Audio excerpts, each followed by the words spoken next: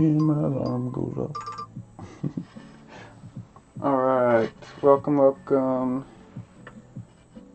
Working on our book cover a bit more today. We're in the last little bit. I think it's really super close to being finished.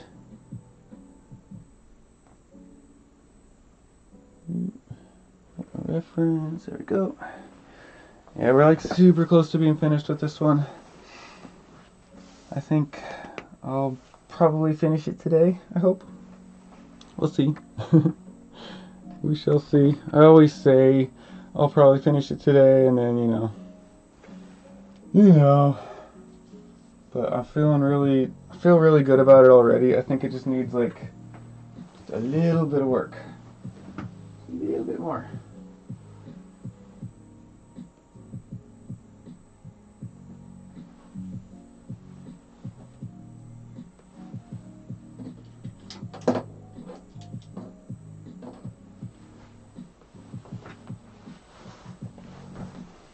We've got the city looking really nice. The character looks pretty good. I think the only thing that I really want to change is the overall contrast of the piece. I think that just it's just too bright overall. So I think I want to darken up a lot of it, just to make the bright parts actually look bright and the dark parts actually look dark. That's the main thing.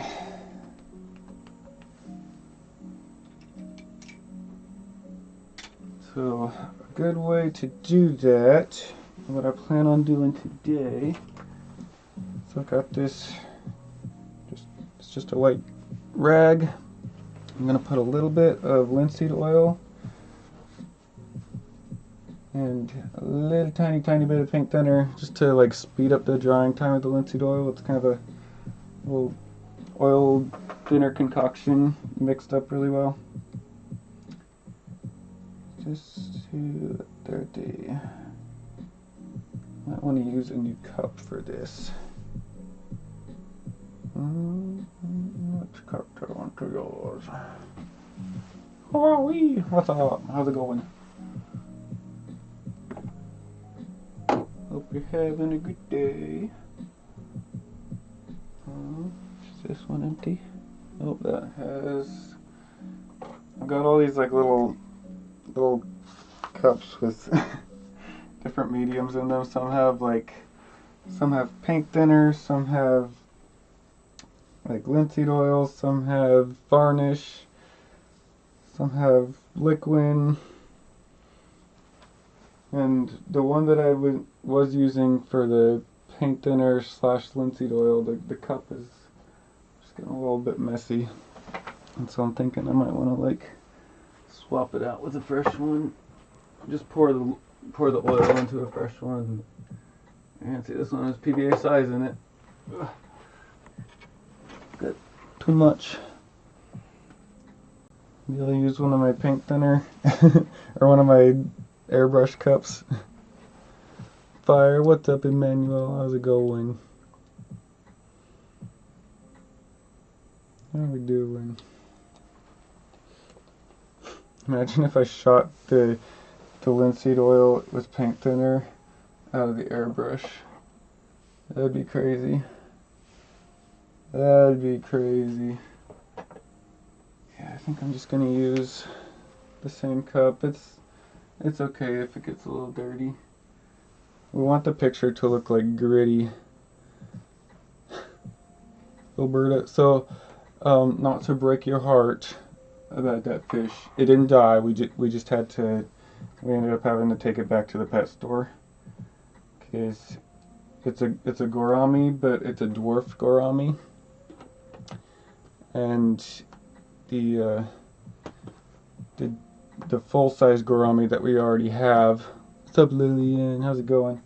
The dwarf gourami, or the full-size gourami, he's like an opaline. Is what his breed is. He was kind of bullying the new one. So we decided to not put our poor fish through that torment. So we decided to take it back, which is a bummer because it was a really cute fish.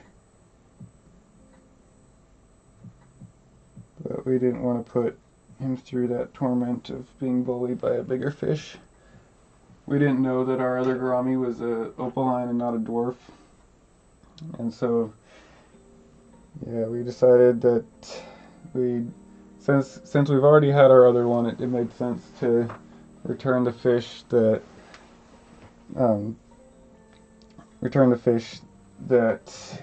we'd had for longer and that we'd already paid for and that we didn't have the receipt for anymore, whereas the other one we could just bring back since we'd just gotten it the day before.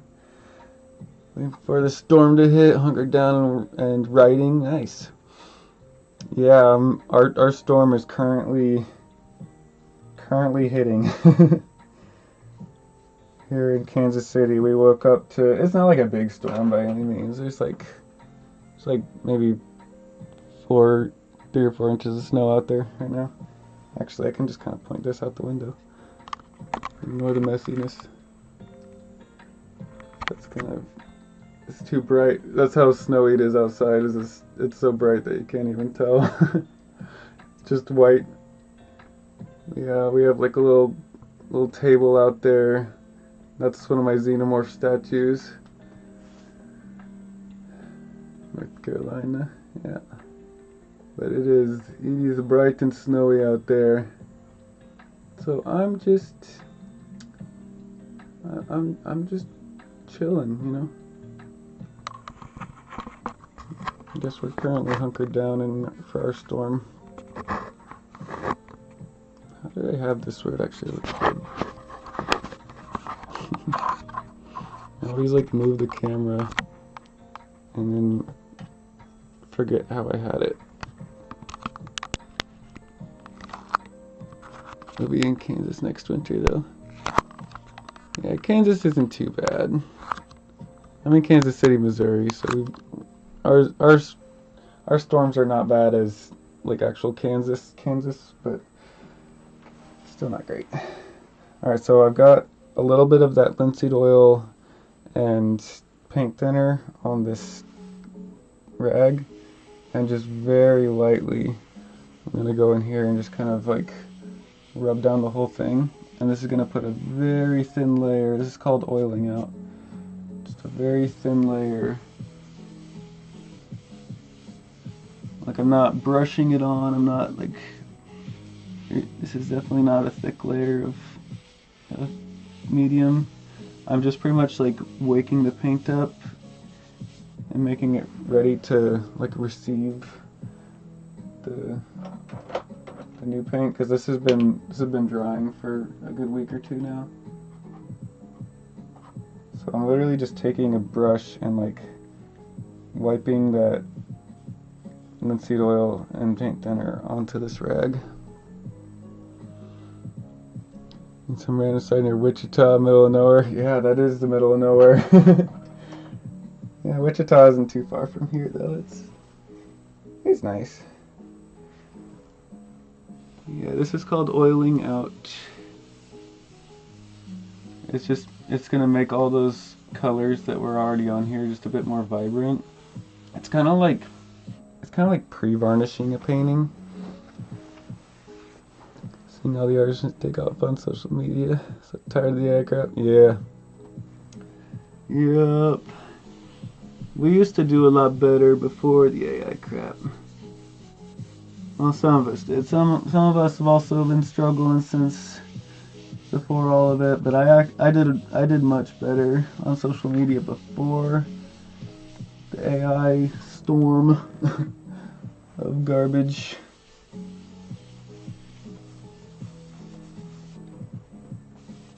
Just trying to make sure this is even, because when I go back in and start glazing over this whole thing, I need this to be completely even all the way across.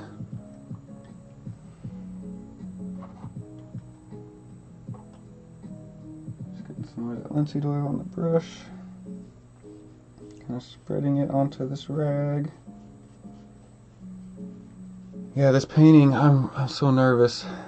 I'll be turning in this painting for review on Tuesday. We had like a whole month to work on our submissions, and I don't feel like I wasted it. I definitely feel like I had so many ideas, and I was like, oh, a month, that's so much time. A month goes by so fast when you got a bunch of stuff to do. Like, you ever bored and want time to go faster, just get some deadlines. I'm submitting for Orbit Books. So the art director, Lauren Panepinto, is going to be hopping on a Zoom meeting with me and 5 other art students. And she's going to be reviewing our portfolios, and we each did a project for her of her choosing. So she chose 2 books that are needing new covers, like officially published books that are needing covers for Orbit Books Publishing.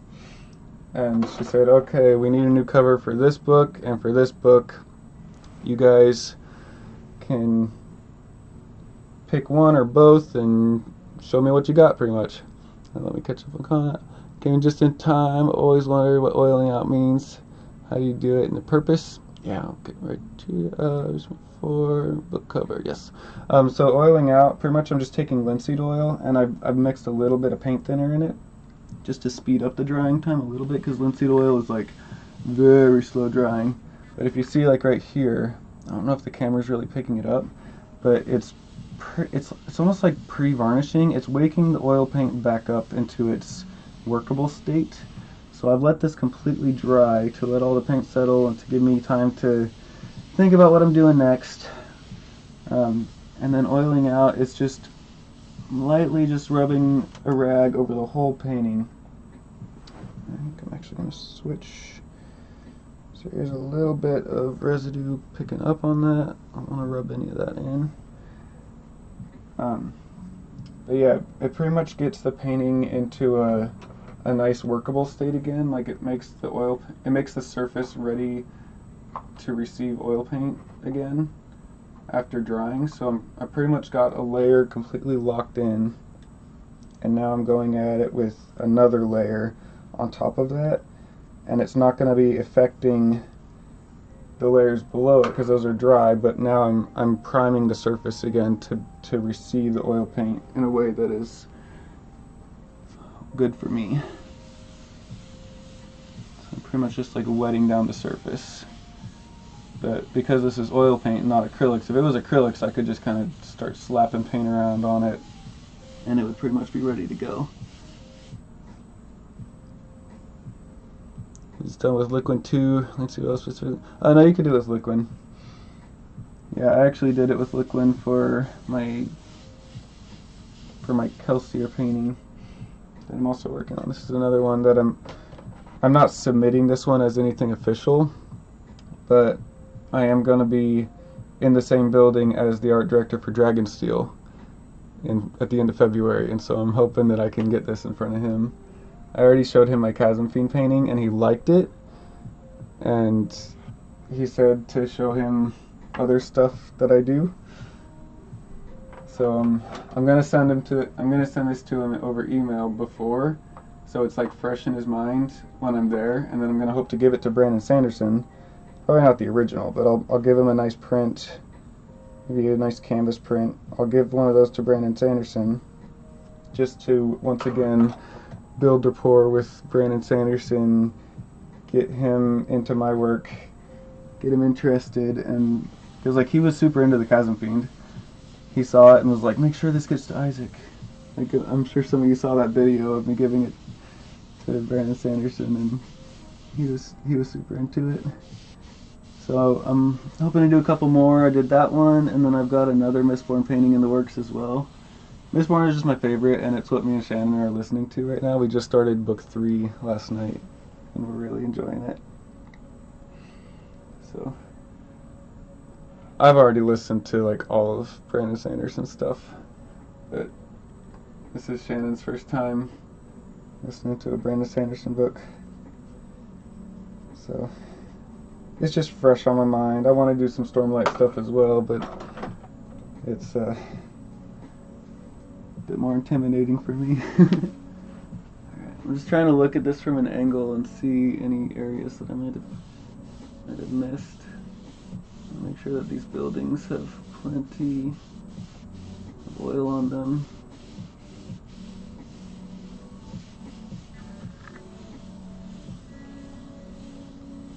The FOMO I felt when I saw the posted Dragonsteel Nexus all over my feed.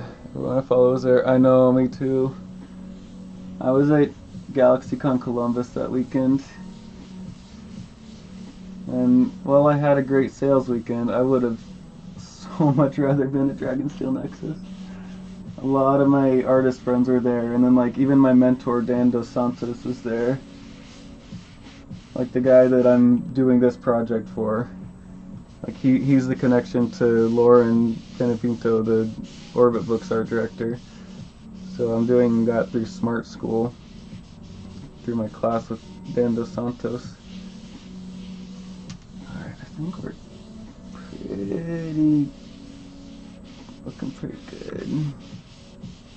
Get the oiling out step. Just hope this is enough.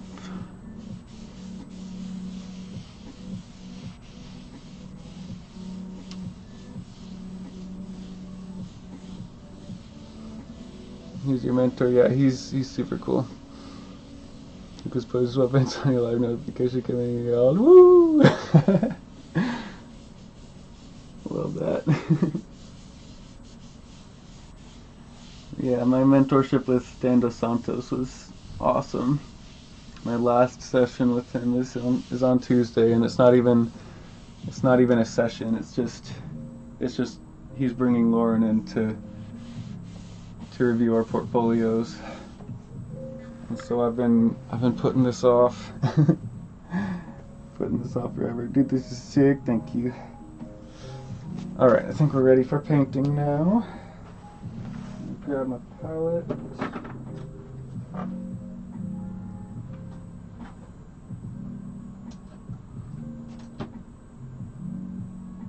Just grabbing my palette from over here. It's got my Liquid Original just sitting here. And put this. Let's just attach this right here for easy access.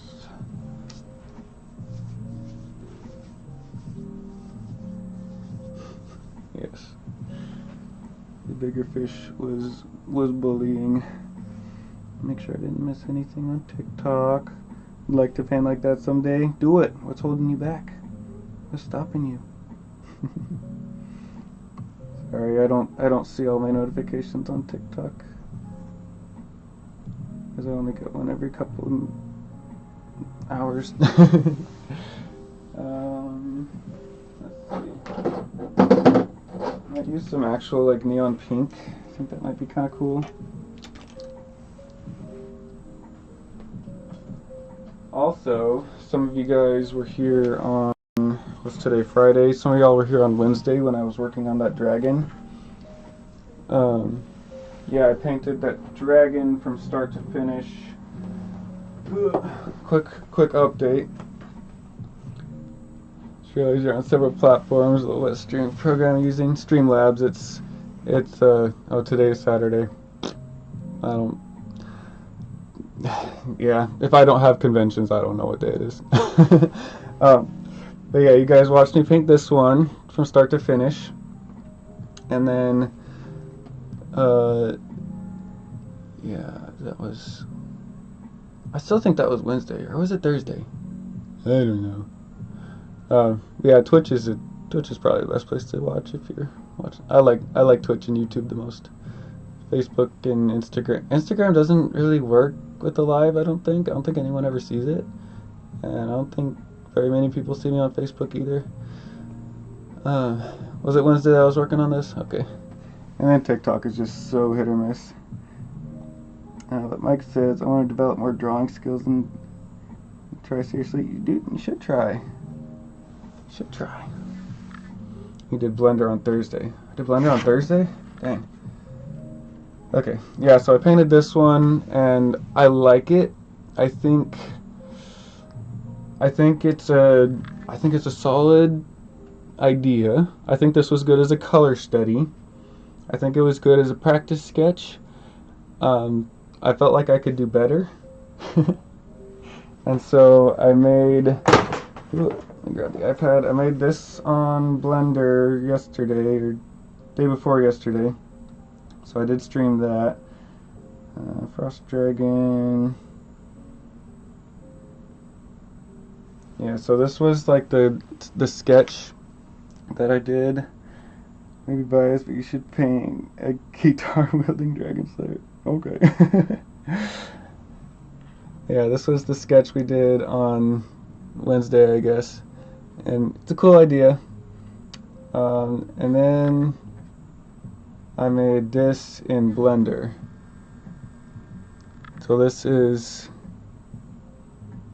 I've like fully 3D modeled and mocked up the scene in Blender. I just decided I could do better, because I think it's such a cool idea. I just wanted to actually nail it. Here it is with the shaders, and the lighting and everything. So that's what the scene ended up looking like. It's kind of hard to see in the video. But yeah, here's the mock-up that I ended up doing in Blender. This is what we ended up with on the 3D side of things. So just played with the camera angles a lot, played with the perspective, got some of that cool like those icicles all shooting out, just made it look much more like epic and more dynamic of a scene.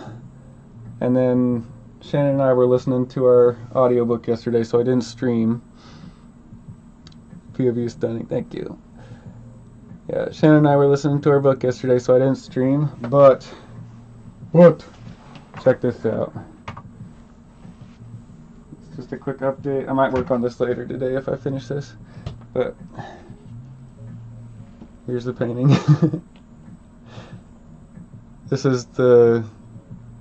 is like 4 hours of working on this yesterday. So got the knight actually looking like a knight. He's crouching behind the rock. The dragon is looking awesome. Cool. Can't wait to see what else you create. Thank you. Yeah, dragon is looking awesome. Got the wings actually looking like you can see them. What's up, eggplant? How's it going? She could even draw. Hey, you spend enough time and effort on anything, you can do anything. Yeah, I'm feeling really good about this piece. And this was just yesterday. So I'm pretty happy with that being the result of one sitting.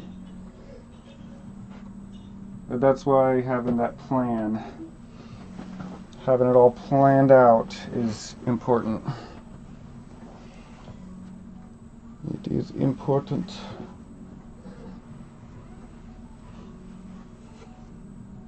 Stuck with writing. Hey, if you got what you're good at, you know what you're good at, and you don't have any interest in learning something new, that is fine.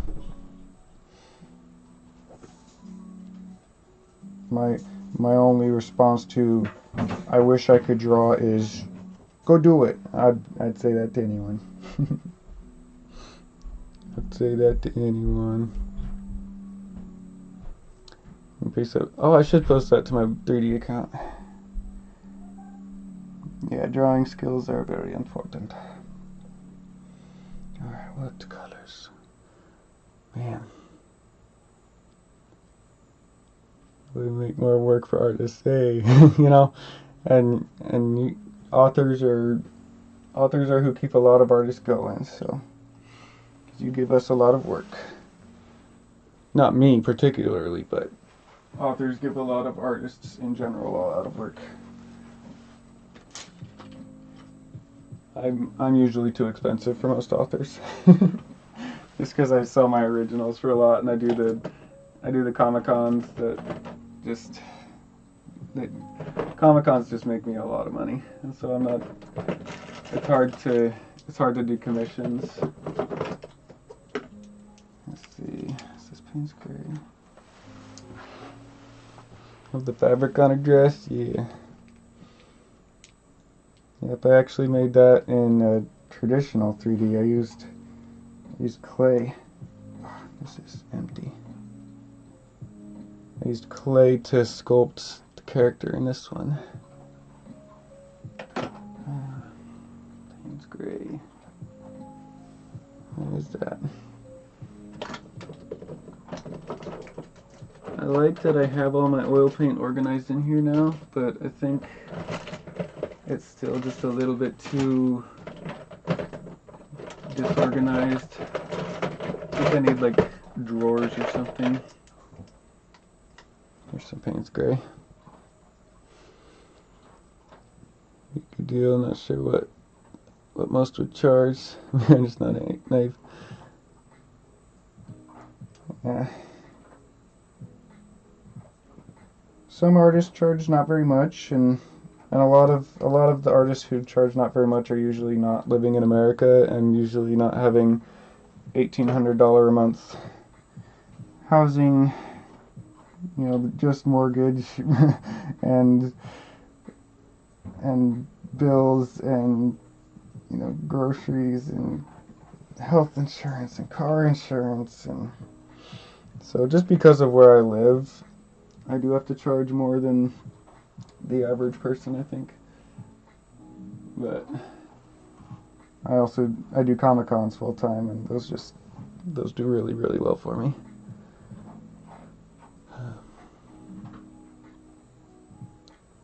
There's one more job for me, and then I'm leaning into traditional publishing, so I can't pick and choose my artists after that. Yeah, that is one thing about traditional publishing, is that they kind of start doing that side of things for you. Let's see how much nicer the paint goes on the canvas because we did that oiling out step. I'm just gonna kind of go in here and like darken some of these areas up with some of this blue. This is just Payne's Gray. I've been putting this off for like 2 weeks, working on this painting. I've been putting it off for so long. Wonderland also. Nice. Believe in you. Check my stuff, give me some advice. Yeah, tag me in something if you want me to comment on something. I usually don't remember while I'm streaming, but if anyone has anything to show me, feel free to tag me. Or send it to me by direct message or whatever.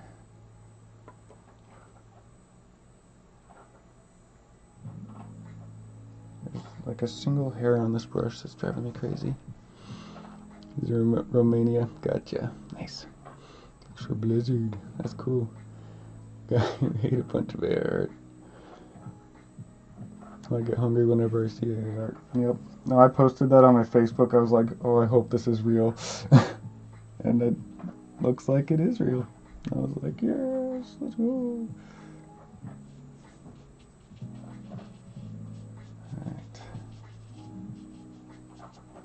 Darkening some of these up. I would like to go in and like darken it all up. I'm just nervous. This is like that bravery step. I am using oil paint, yes. Bravery, okay.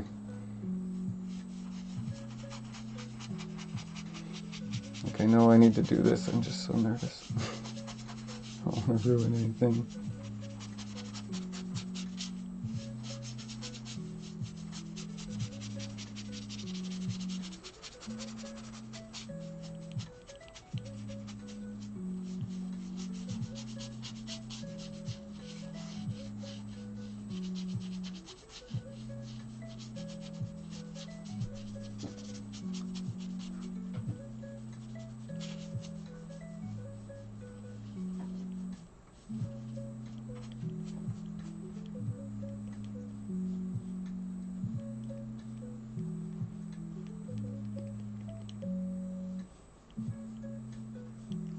want that dome, that glass dome, to look a lot brighter. And to do that, I need to make other stuff a lot darker. So I just needed to like glaze over that with this darker paint, and then I need to kind of clean up some of these brush strokes. I need to do the same around the city too. That looks better. That does look better. Okay, let's put some turquoise in there. Just kind of brighten it up a bit.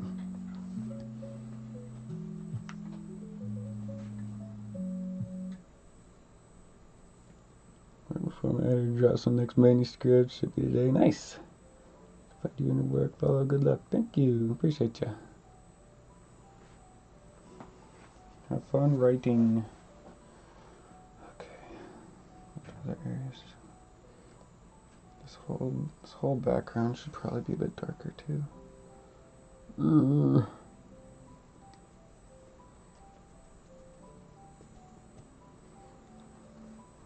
No pressure.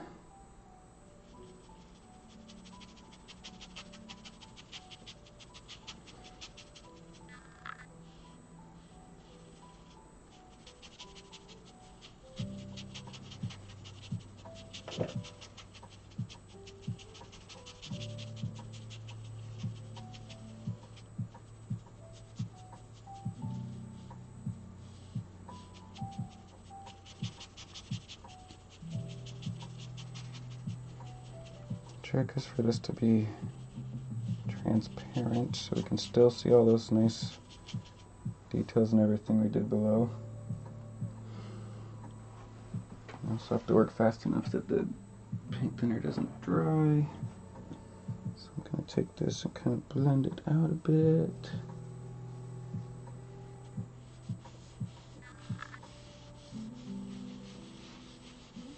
Just trying to stain the canvas with that slightly darker color.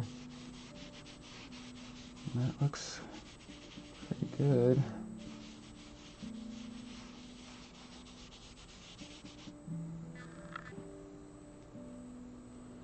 Whew, okay. That looks pretty good. Okay. Okay. I just don't want to ruin this, man. That was like the only critique Dan had for me was, well, just make it a bit more glowy, you know? I'm like, okay. He's like, yeah, it's actually not too hard with traditional. I was like, oh, I mean, I could do that digitally, and like, would that ruin the traditional side of things? And he's like, oh, yeah, it's actually not too hard to do it traditionally. I'm like, yeah, I know.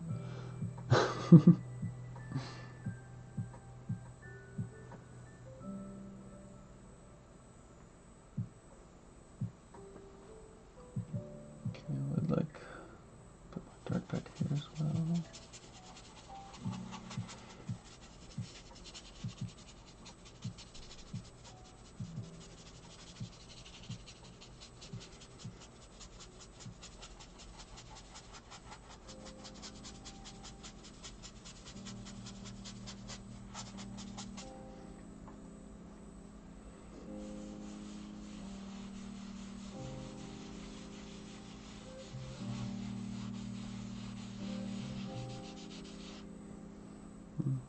There we go.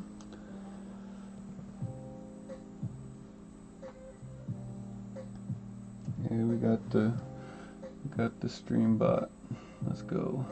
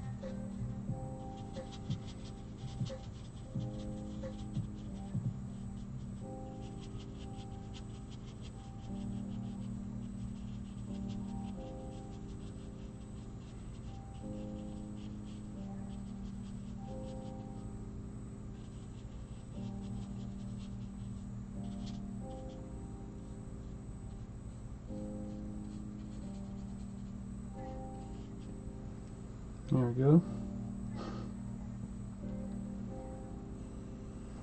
And I just want like a little bit like here.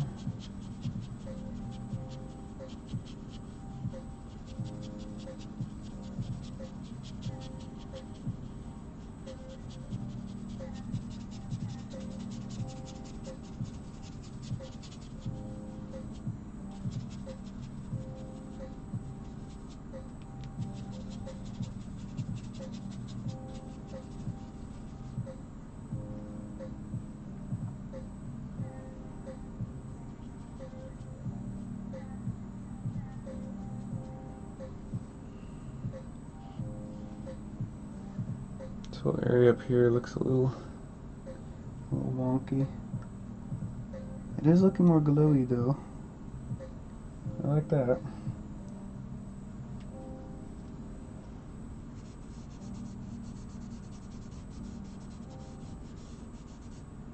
Oops.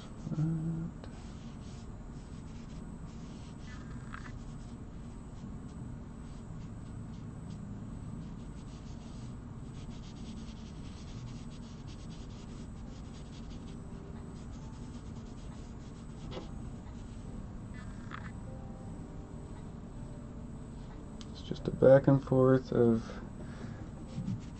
adding paint and then removing paint.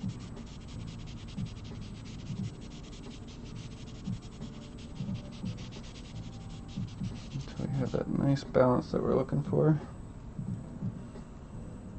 Looks pretty good. Maybe I think I might go back in on the buildings. Just maybe like a smaller brush and do the same thing, but like darken some of the buildings up. That way we can leave some of those light parts showing.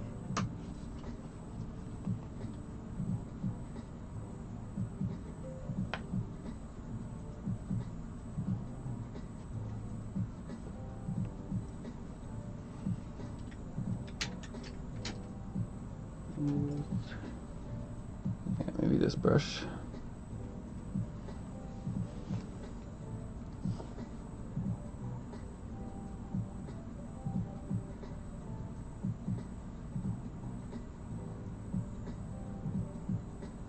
Just taking that blue Payne's gray and thinning it down. With our weather being so bad here, I might not be able to take this in to get it professionally scanned. So I might actually have to like do the difficult thing and do it myself.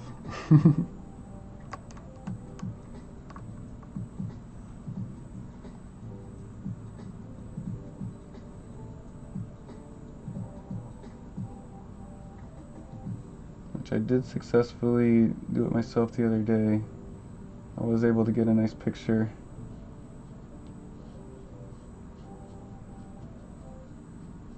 Looked pretty good.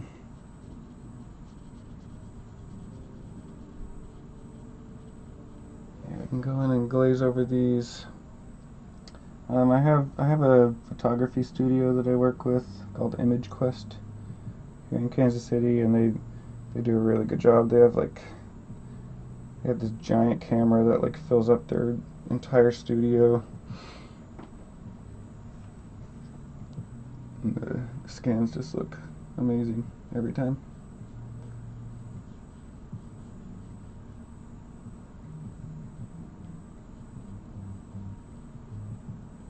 Just trying to like darken up specifically areas that already have dark. And this is just going to help to make the brighter areas look a bit more bright.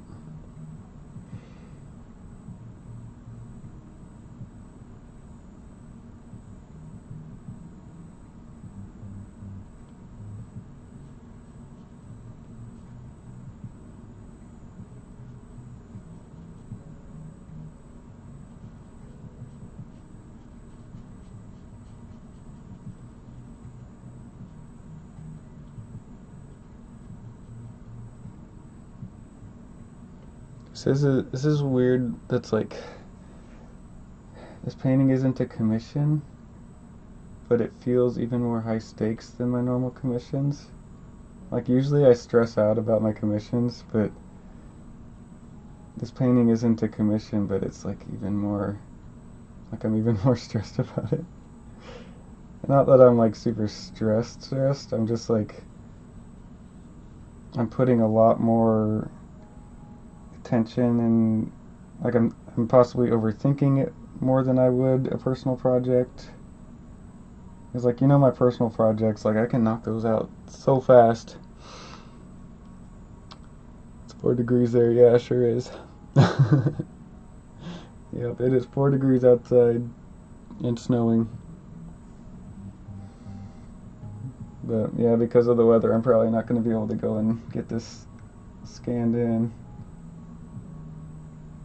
because they're probably going to be closed. They're either going to be closed or I'm not going to be able to drive, because it's like a 30-minute drive. Let's see, these buildings look good. Let's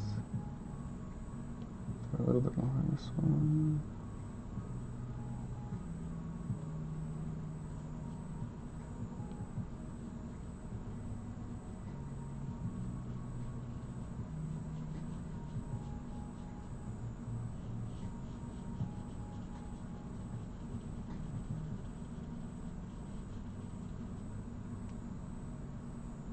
I'm just glad I don't have any conventions this weekend, because all the conventions that are happening this weekend, like there was one in Knoxville and one in, I think, Texas maybe.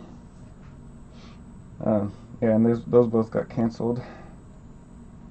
So I'm very grateful to not have signed up for anything this weekend.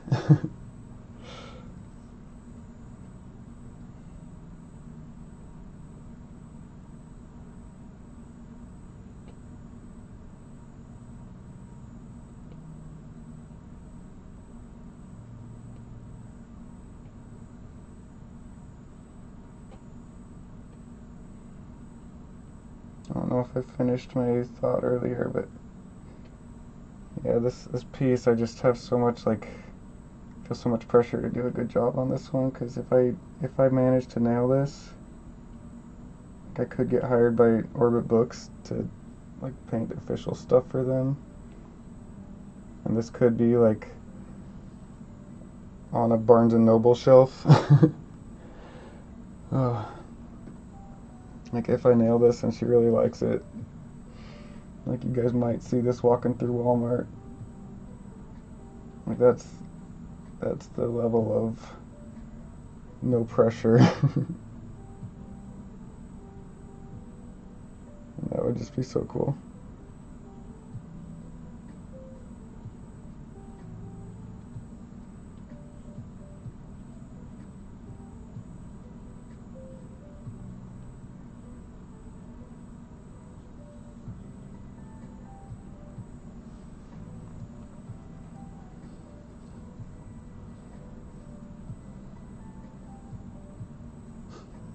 Like in Wonka. Yeah, he was saying that the kitty was walking in and out.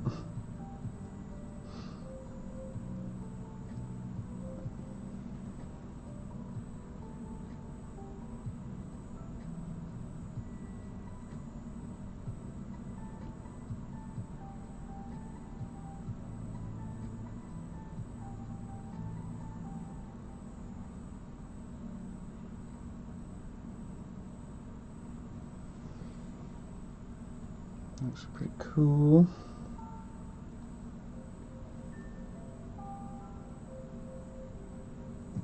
I think we are definitely getting some more contrast in there. That's looking pretty good.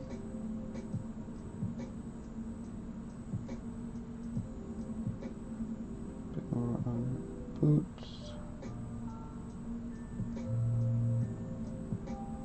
I think I want to bring a little color into her skin as well. So like the prompt was for pale skin, but her skin is very, very pale right now.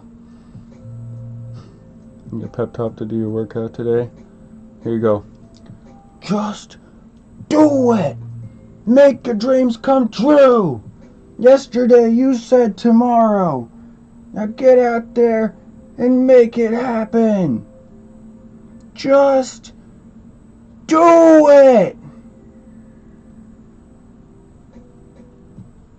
Don't let your dreams be dreams!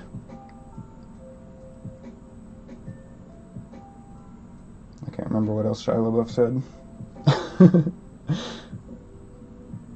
What else did Shia LaBeouf say in that video?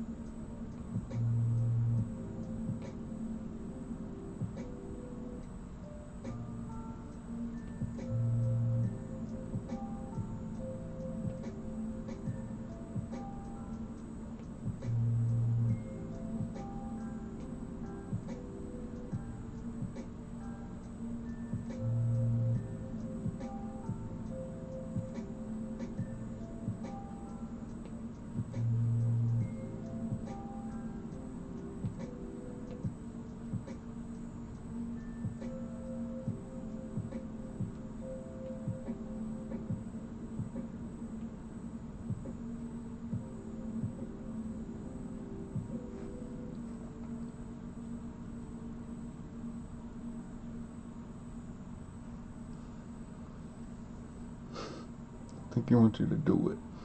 No, you want you to do it. That's the whole point. You want to do it. Pretty cool, but you know you could just make this with ChatGPT, right? I hope you're joking. And if you're not, please elaborate.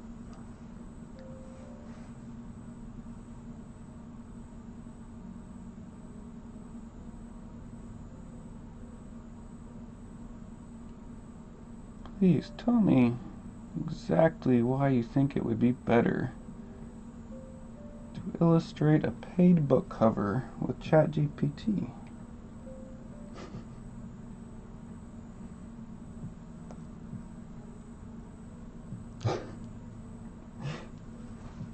Yeah, all of a sudden I'm feeling hungry, like eating someone's AI generated art.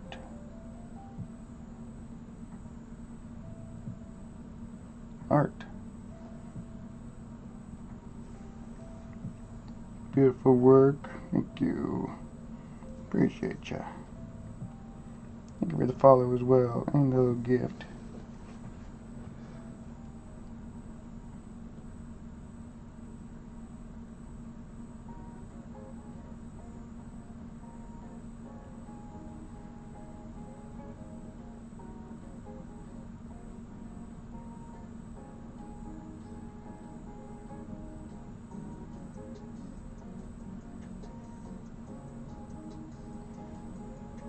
I don't think that person is going to tell me why they think that it would be better to make this with ChatGPT. They obviously have no idea what shirt I'm wearing right now. I'm wearing my Support Human Artists No AI shirt right now. Because Floop AI and all that it stands for.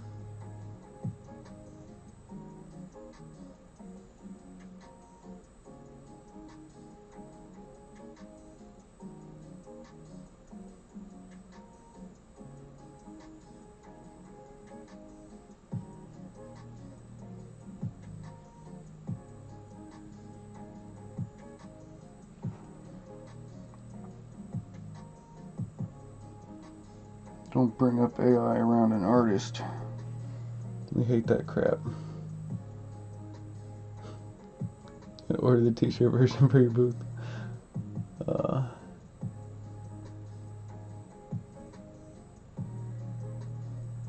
You have the hoodie, so the hoodie is very warm though. And this is gonna be in March, so it might not be cold. I don't know, I wore my hoodie for Portland this weekend, and it was hot in there. But it was also just a really warm weekend in Portland. It was really, really warm.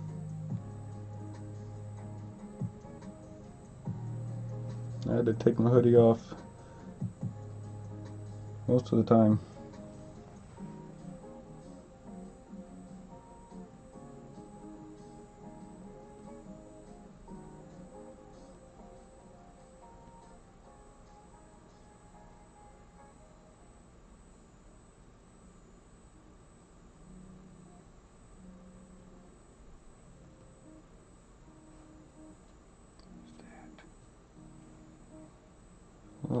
Little smudge there. 51 in March. Yeah, it's gonna be a little too warm for that hoodie then. Gonna be a little too warm for that hoodie. This brush is too big for that. Is that a thing that an idiot would do? If the answer is yes, I do not do that thing.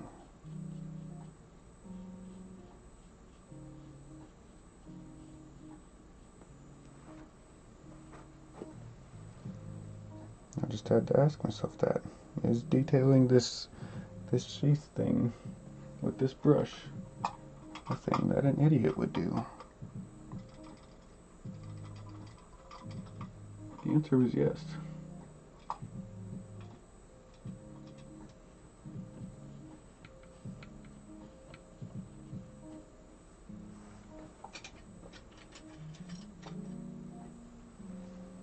There we go. Here's a good brush. Pretty cool painting, thank you.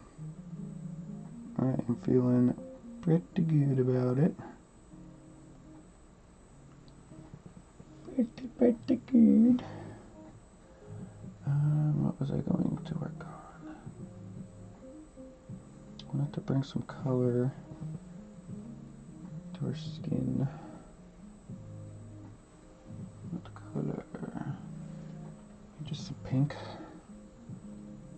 think the pink would be a good one to have on the palette anyway. It'll look good with this painting. There's plenty of areas over here that I think will look good with some pink.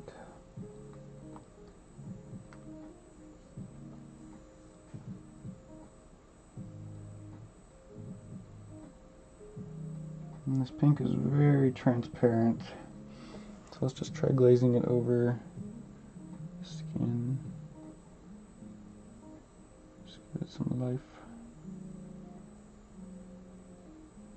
Is that too pink, or does that look nice?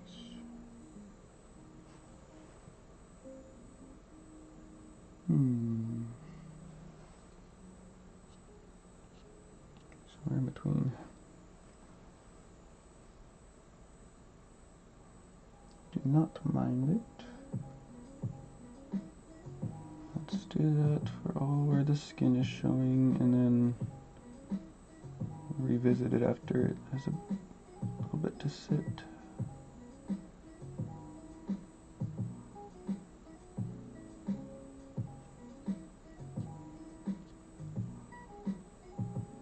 Just glazing that pink on, and then just kind of wipe it with my finger a little bit.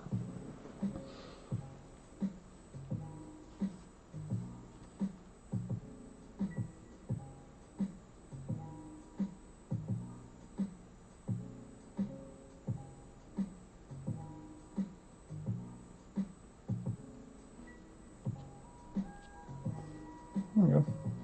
Yeah, that doesn't really look that bad. It still looks like she has pale skin, but it's not just white. That's what I needed, was for not be white. Alright, let's see where some of this pink might look good up here. Get some like neon colors going on.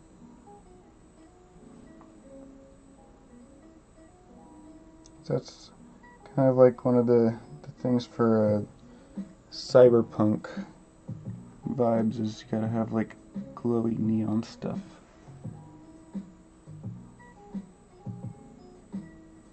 And I'm doing that just by putting it on over the top of the white that's like next to some other like darker reds.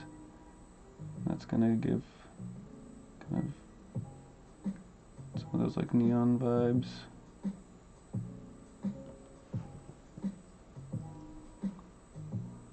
Just feel like I should have a lot more of this going on.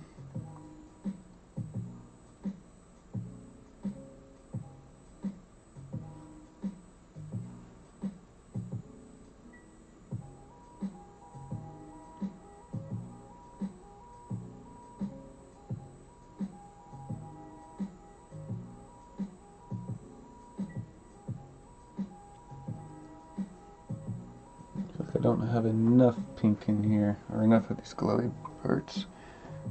So I might need to go in with like some like paint thinner and white. And like add some like white areas that would actually dry somewhat quickly that I could then go in and do this again.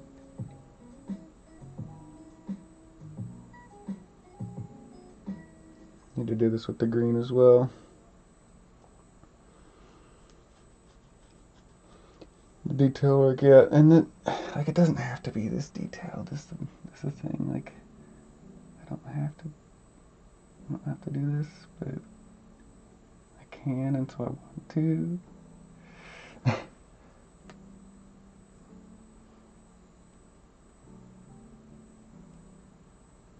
There's plenty of visually impaired artists who do amazing stuff. So don't feel too intimidated. I've just got this little tiny brush on a big canvas, and I'm pushing it way farther than I normally would because I really want this job.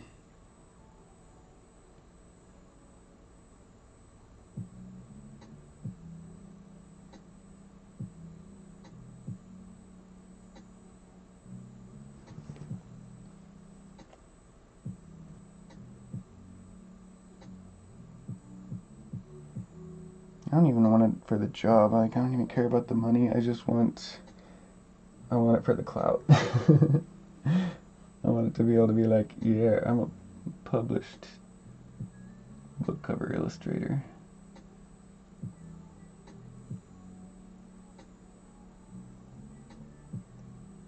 See, this is what's cool about having the white underneath, is that you can then put the pink on top and it just looks like it's now glowing pink.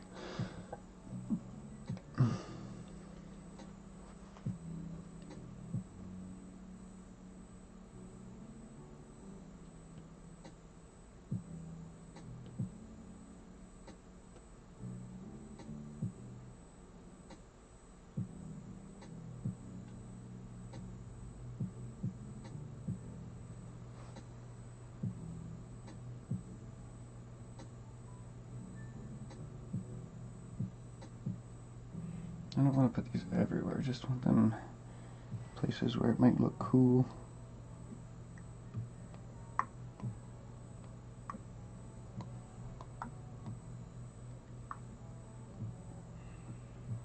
If I had like a couple of these areas, like the pink going up. Back here, if I just glazed the pink over and made it look like this was a pink light.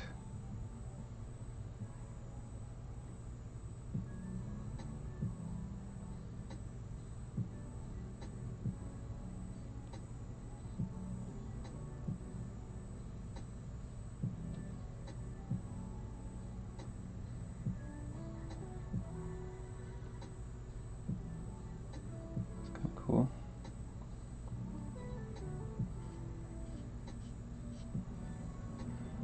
Now that whole light back under those buildings is pink now. I like it. It does make the city look a bit more cyberpunk.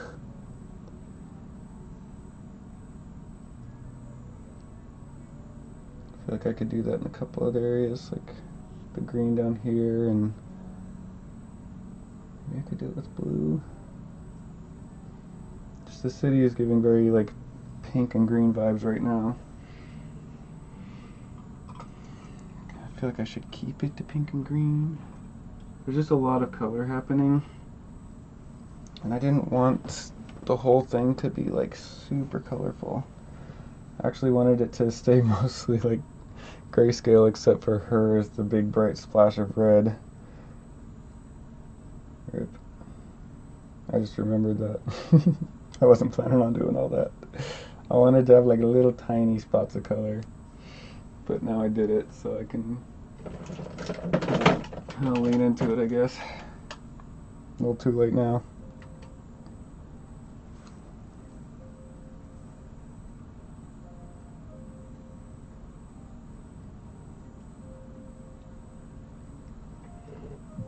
A bit of red. Let's work on her jacket a little bit.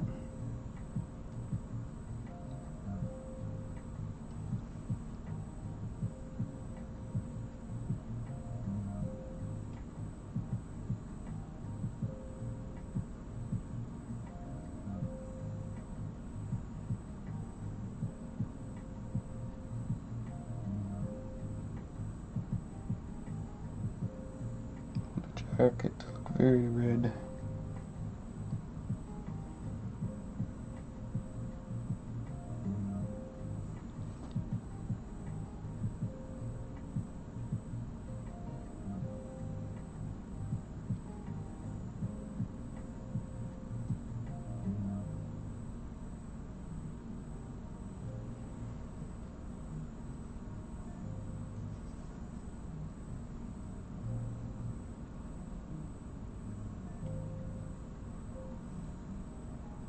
I know these streams probably aren't quite as fun as the big block-in streams where I'm just like throwing paint everywhere and just making it all look cool in one go. Whereas this is a bit more methodical and to like think about things a bit more. It's these like final touches.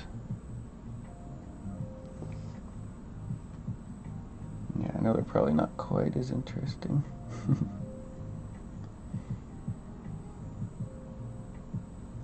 I'm glad you guys are enjoying it.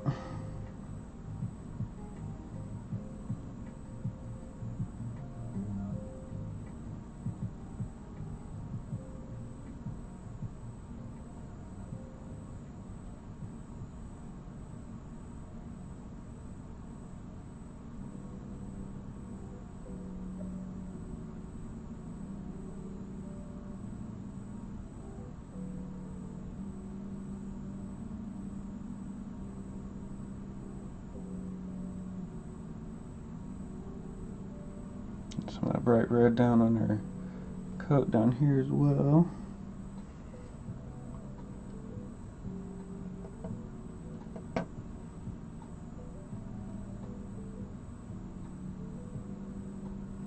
Just using a little bit of linseed oil with this. And the reason I'm using linseed oil and not like liquid is there's just a little bit more control. I just don't like linseed oil because it doesn't really dry like ever. And so I used it for my Life Giver painting a few months back, and I didn't know how to use it. Like I didn't do my research, I didn't ask my questions, and so I just like went straight in with linseed oil and did like a lot of oiling out, and it just ended up kind of making a mess. And now my Life Giver painting still has like almost wet linseed oil on it. But with the illustration board it works a lot better.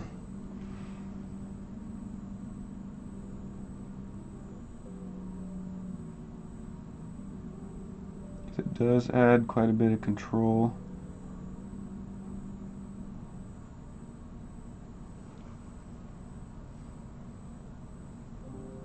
Yeah, you just gotta be careful with this stuff because it's very, very wet, and it really doesn't dry.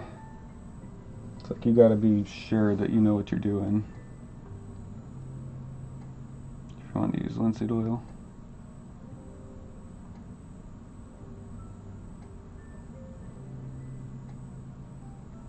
You gotta save it for like the very last steps.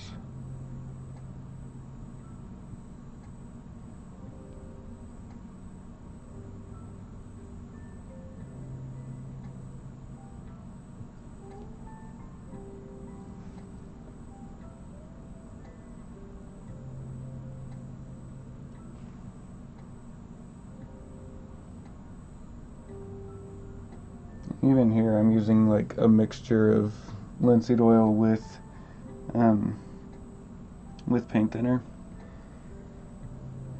So it's not like full linseed oil. It's just enough to help me accomplish what I'm trying to do.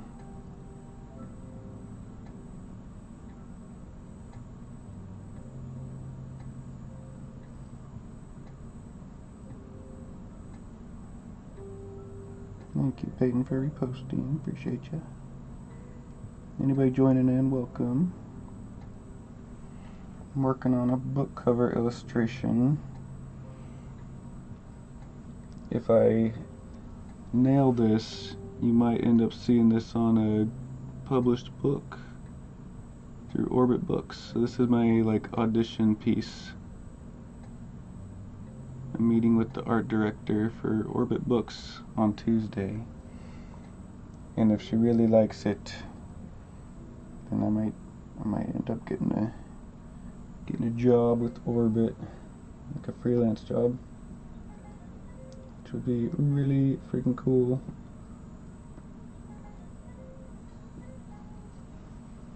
Let's push that off. We'll go back in with the dark paint.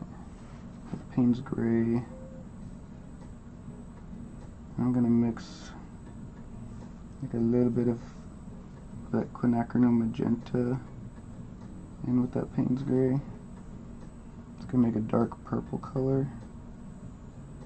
I'm gonna just go back into the shadows on some of these details. Hi, how's it going? So yeah, like some of these shadows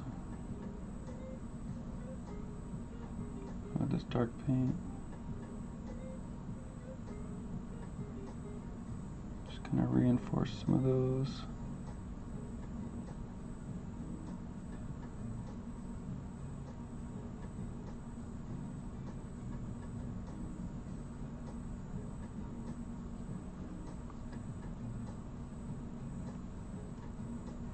What am I painting? I'm painting a book cover for Orbit Books. If I nail it, I might get hired by Orbit Books to paint book covers. I'm meeting with the art director on Tuesday. If she likes it, then she might hire me. It's a freelance book cover illustrator. So this one is like a sci-fi, it's like a dystopian future sci-fi samurai story.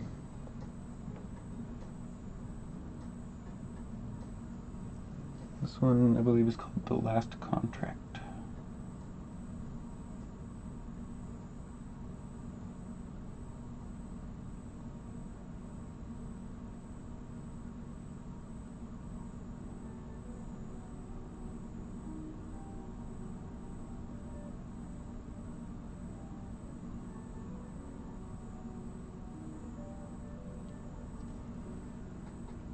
I am feeling pretty good about it.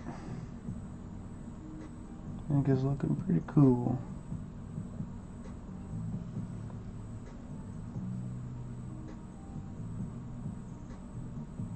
See, I didn't want to darken up some of this sheath as well.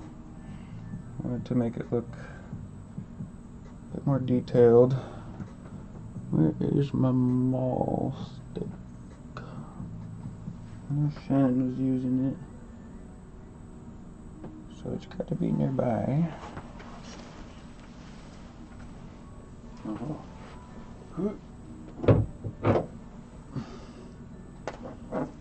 Getting to the point where I'm way up close. My pinky keeps dipping into finished parts of the painting. Just use this to like lean my hand on.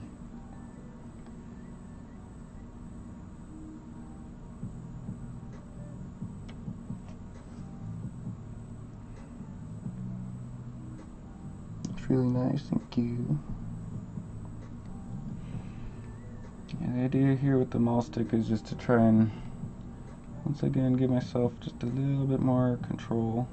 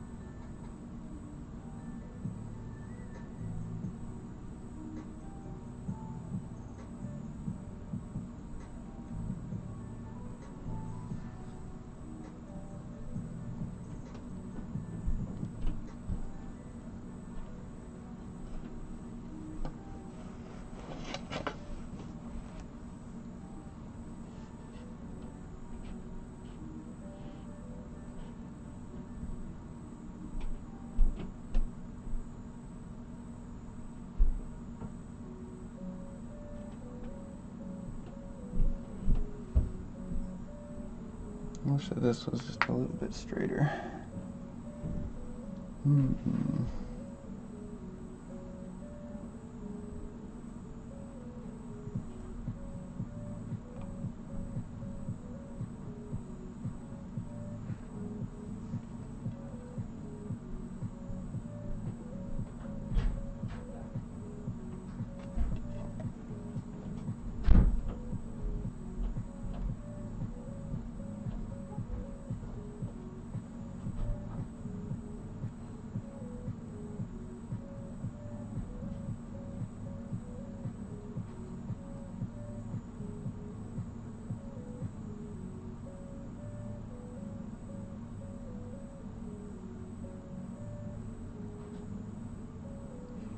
One of the biggest excuses I see from people is, oh, I can't even draw a straight line. Neither can I. Everyone always, makes excuses of why they can't draw or why they haven't taken the time to learn or whatever. They're always like, oh, I can't draw a stick figure, or I can't draw a straight line. And trust me, neither can I.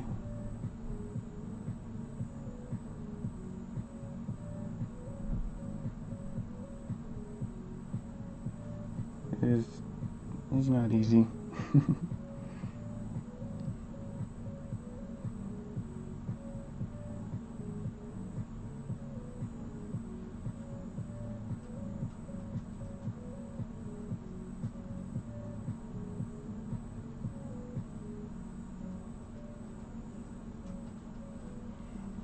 A little bit of that bright color through here.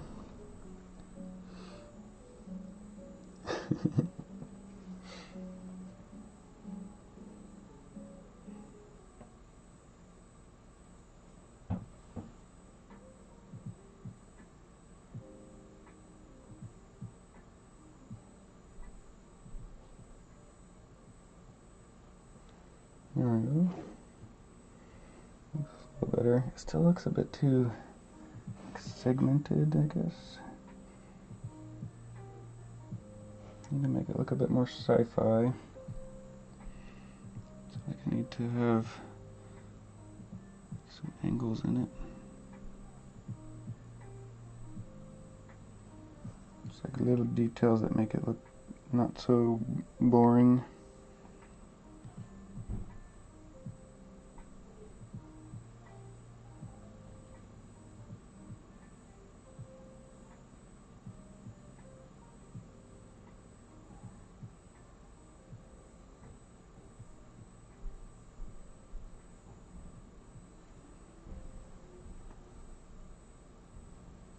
It's one thing to make something sci-fi is you gotta just add some little jagged lines through it and then it makes it look sci-fi.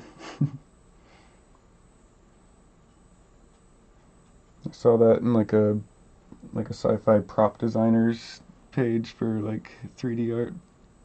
And they're like, here's a cube, here's a sci-fi cube, and it's just got like all jagged lines all over it. I'm like, yep, that's about right.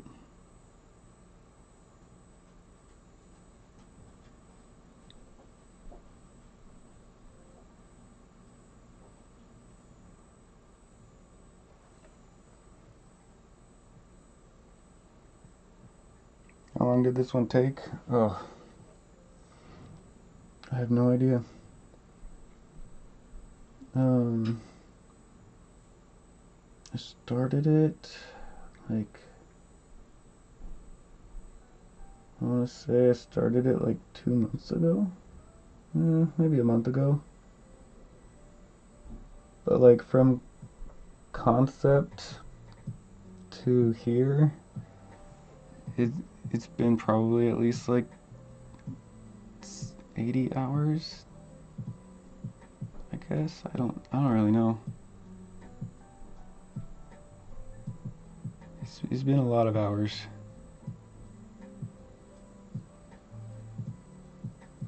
Definitely not a short amount of time. Yeah, that's the thing with like a painting for someone else versus a painting for me, is that a painting for someone else is going to take me so much longer because I'm just going to hold myself to such a higher standard. But or something for me, I just kind of knock it out. My dragon I'm working on right now, I've only spent, 2 days total, because this is just for me. My dragon. Love the respect to be using here. Thank you. Yeah, this is what I started yesterday. I only spent 2 days total on that.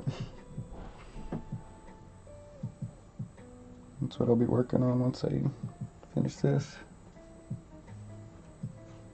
It's for the Print of the Month Club. I know it is. But it's not like... I mean, I guess technically it is a commission. But, like, I choose what my Print of the Month Club painting is. And, like,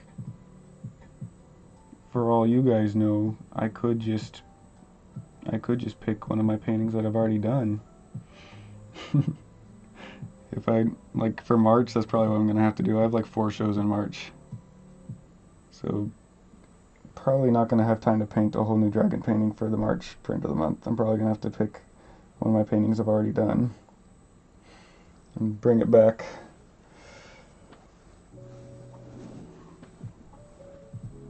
Looks really cool. Thank you.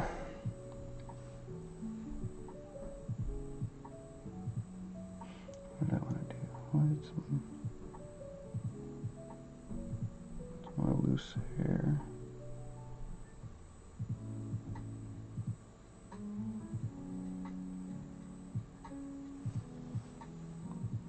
Not too much though.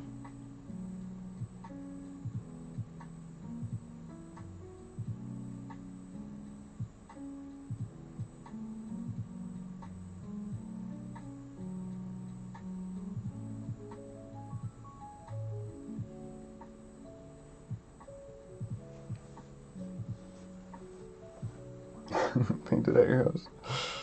I mean, maybe.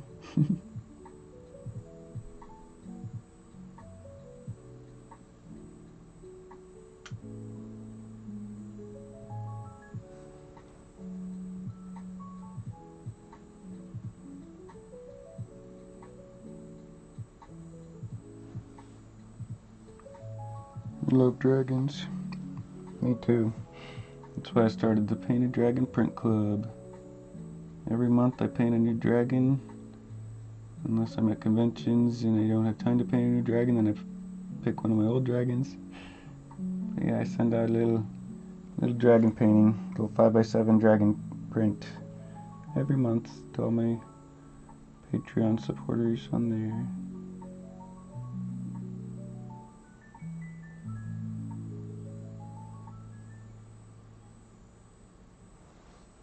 A little bit of hair. Bringing the Dragon Council together. If you don't, we'll banish you. No! No! Not banishment.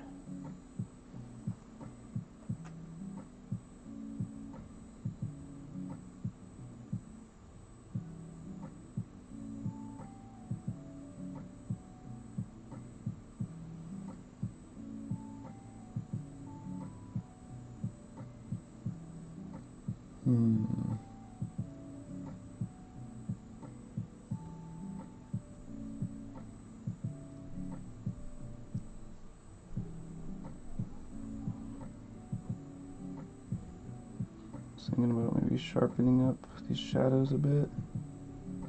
And actually come all the way to the toes of the boots and legs.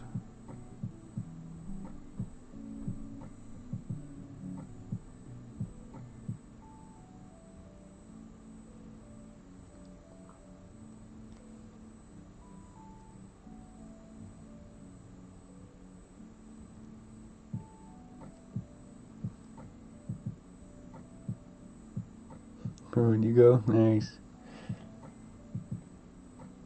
Yeah, I'm excited. Me and Shannon babysat our nieces the other day, and then our nieces came down with the flu. So we've been a little nervous that we might have to reschedule our New Zealand trip. So if we both end up with the flu, like there's no getting around that. We are both gonna be dying for like a month straight if we both get the flu. But we got some medication that's hopefully going to negate the flu effects. I got a friend in Auckland. Nice. We'll be there. It's one of the destinations we'll be heading to. It's Auckland.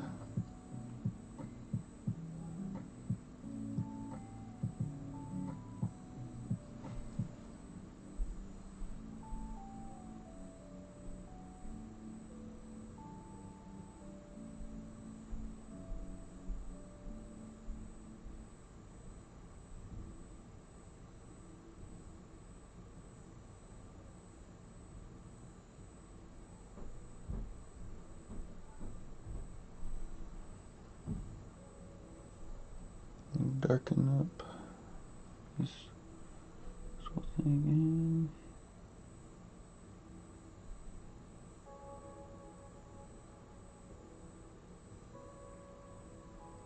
Now I'm covering up some of those lines, but I'm hoping that they can kind of show through.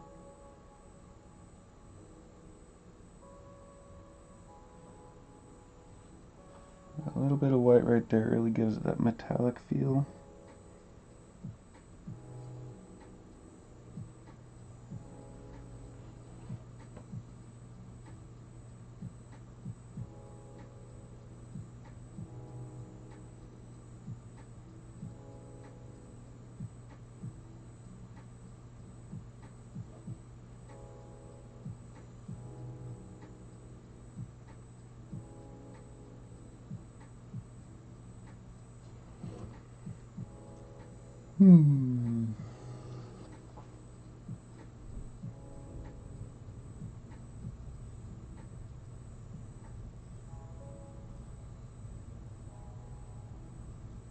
Interesting. Yeah, that looks cool. One thing I was thinking about is if there's all this colorful light, I was thinking about having some like colorful light like reflecting off her a little bit. Like some pink and some green.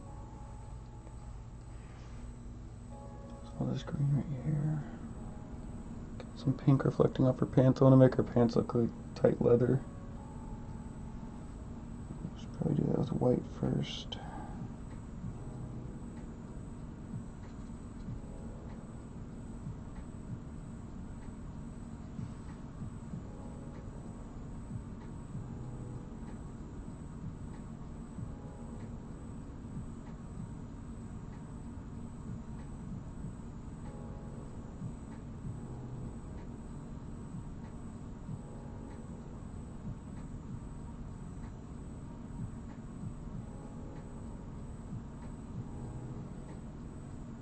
Some sharp white. Maybe some turquoise. Balance that out.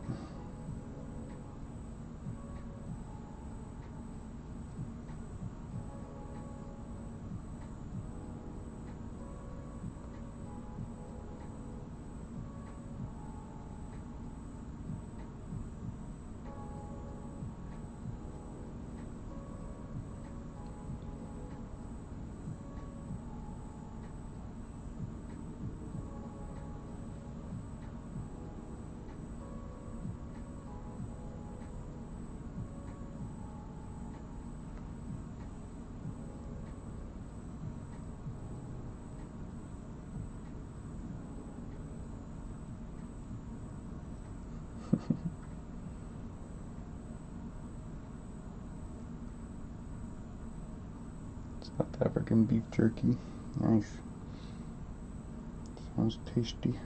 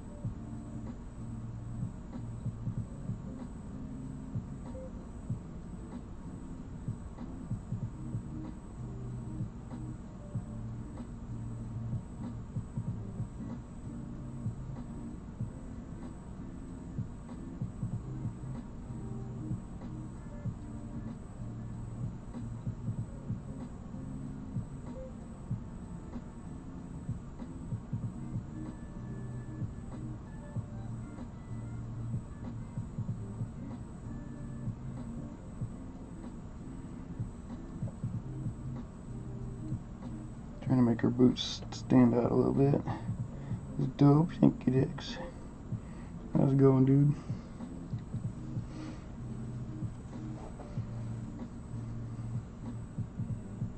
This is my book cover audition piece for Orbit Books. I'll be meeting with the art director on Tuesday, just in a couple days. And if she really likes this, and I might end up with the opportunity to paint like official book covers. Affiliate marketing like madman. Ooh. Used to be on a book cover. Thank you. We'll see if she likes it.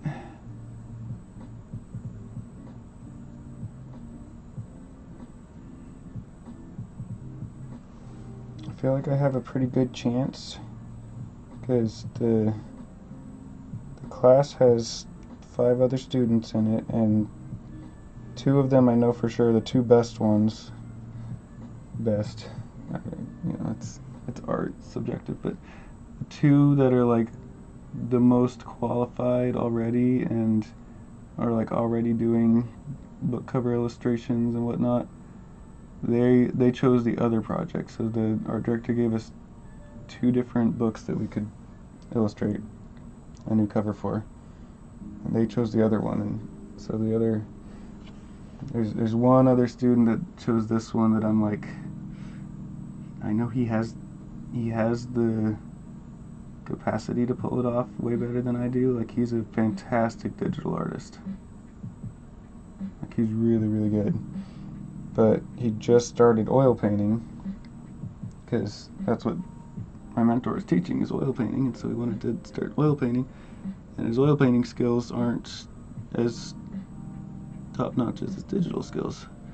Nothing wrong with that, but he said that he was planning on oil painting his submission for this job. So I'm like, alright, well, like, his composition skills are like really, really on point, but I think my painting skills might be a bit better. So I'm hoping that he is, I hope he does a great job, and I'll be happy for him if he gets the job. But yeah, cyberpunk, that's what I was going for here. Cyberpunk. What's your favorite breakfast, lunch, dinner foods? I mean, I'm just a breakfast food fiend. I love breakfast food. I'll eat breakfast food for breakfast, lunch, and dinner. Like, if I have friends in town and we're like, hey, let's go get food, I'm like, alright, where's the nearest Denny's? Where's the nearest IHOP?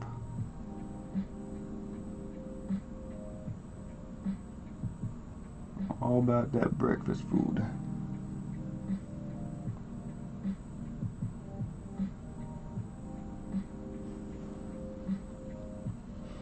Just good old eggs, bacon, toast, hash browns, pancakes, waffles. Just love breakfast food.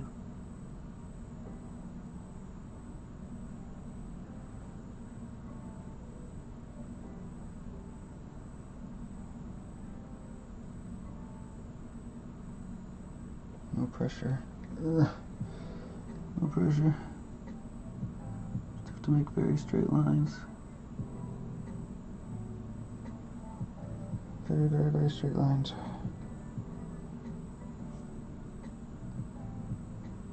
And if I was a digital artist, I could just drag all the way across.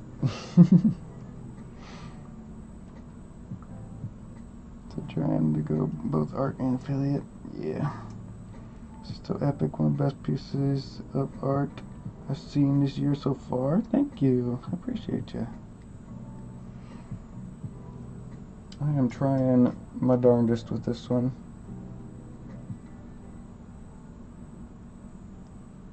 Really, really trying my best.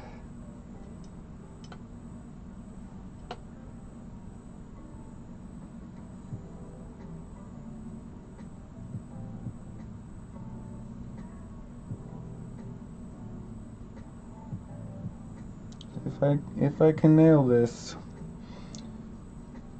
I have the potential opportunity to get a job with a major book publisher, painting like official covers for big name book authors.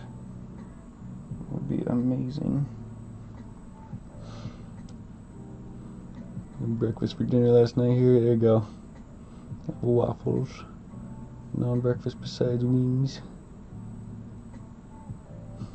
Hungry. I love me a good lasagna. Love a good lasagna.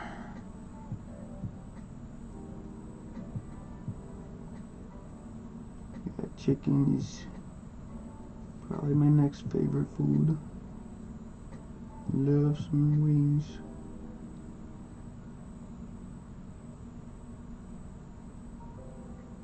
Funny thing is I actually like cheap fast food. Like cheap fast food, that's my comfort food.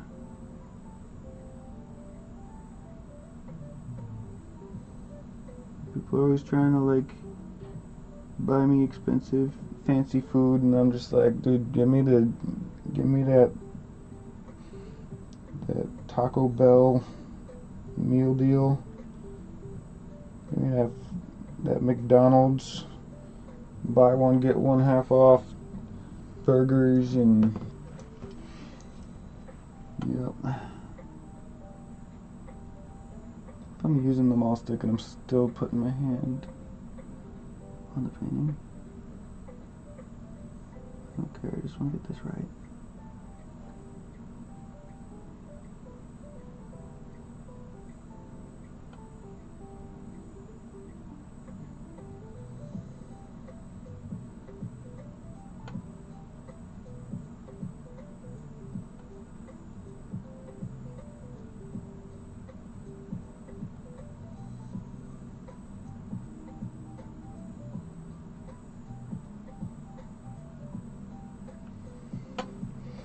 Pretty good.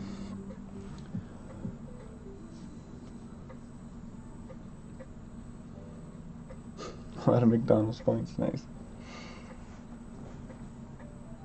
I do enjoy me some McDonald's.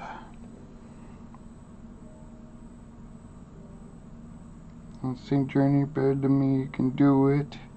When I'm in the pizza Hut waiting for lasagna and garlic knots. There you go. Love that. Yeah, I'm meeting with the director of Orbit Books on Tuesday. So I'm nervous. I really want to nail this piece.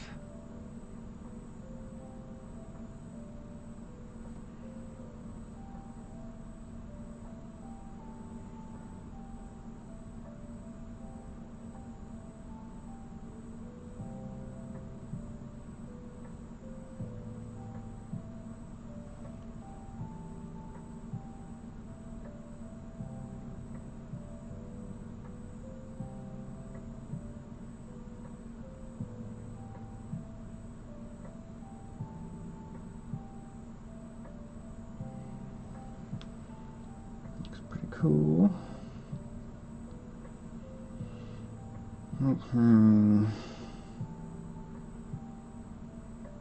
What else?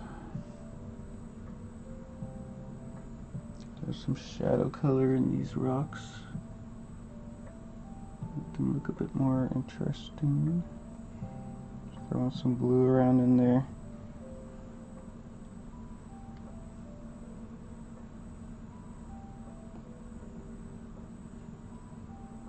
I have not eggplant.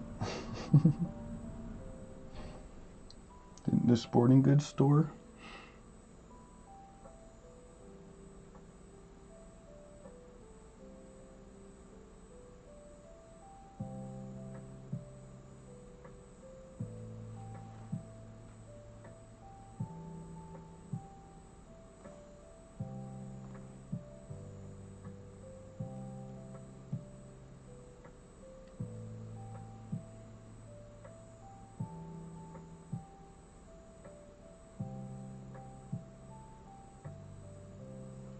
Throw in some of this kind of shadow color. It makes those shadows look actually like realistic shadows. Mocha burger place. Oh. Yeah. No, I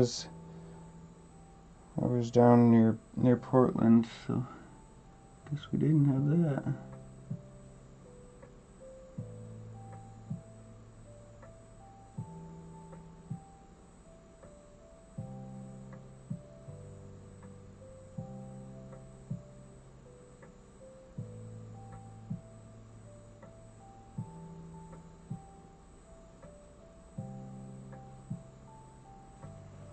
Yeah, that looks cool.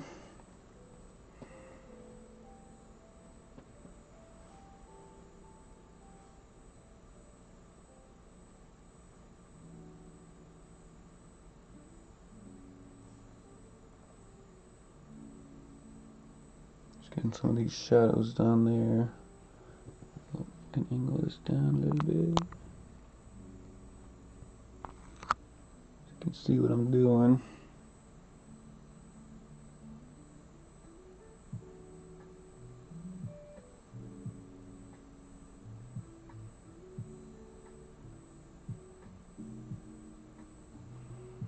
I don't have any reference at this point. I'm just kind of painting off the dome. How often did you go to Seattle when you lived in Southern Washington? Honestly, I don't remember ever going to Seattle. I think this might actually be my first time in Seattle. We didn't have any family up there, didn't have any friends up there, so we had some family in like the Tri-Cities and Kennewick. But that was really the only time we traveled.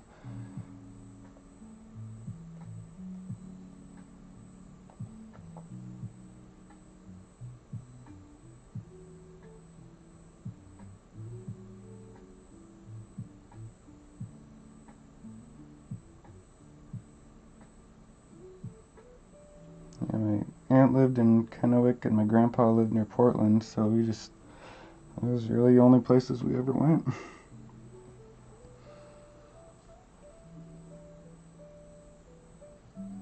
You got a family in the Tri-Cities as well? Nice.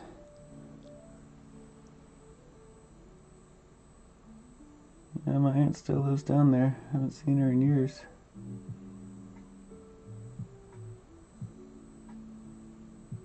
I'd like to visit her at some point. She's very old. She's very, very old. Pretty much my grandma. I think she was like 18 when my mom was born, so she was like, my aunt was really pretty much my grandma. She raised my mom, and yeah, looks great. Thank you. It's getting there. I'm really trying to push it as far as I can.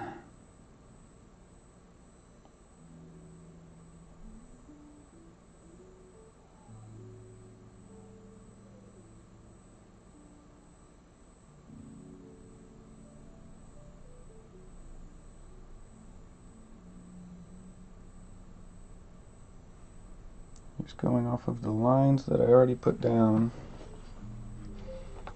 Just kind of working off of those and putting this shadow color just kind of anywhere where the highlight would be, and leaving those really darks in there so it looks like there's these shadows that she's standing and casting from her legs. Just really adds to a lot of the realism of the piece. This is just kind of a nice like turquoise blue color that I'm glazing over the top of that dark. It's just a really cool realism effect.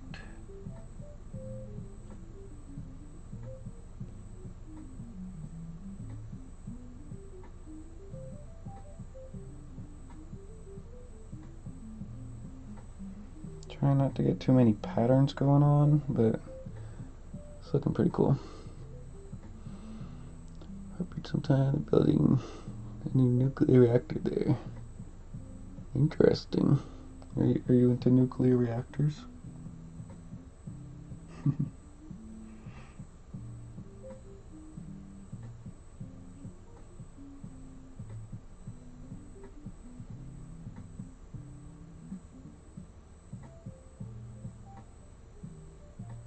Some of this here as well. Just kind of tie those colors together. Just put some on her boots.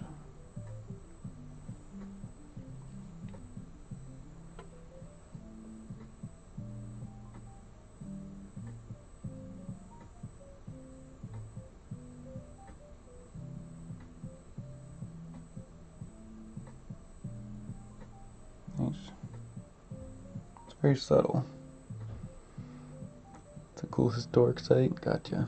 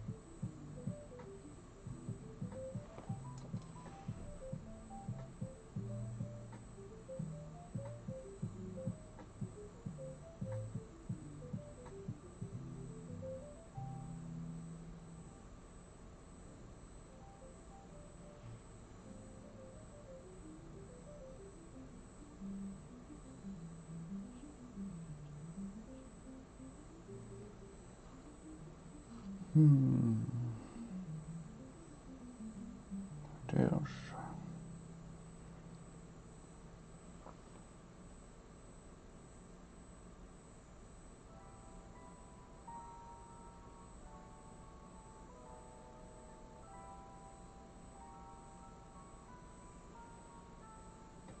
Don't know if that actually looks cool or not, but we're rolling with it for a minute.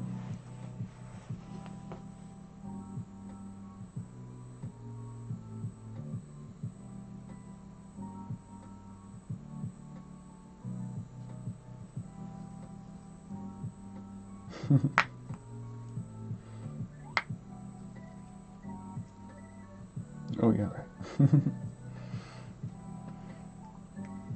Yeah, I know that shadow color is looking pretty cool.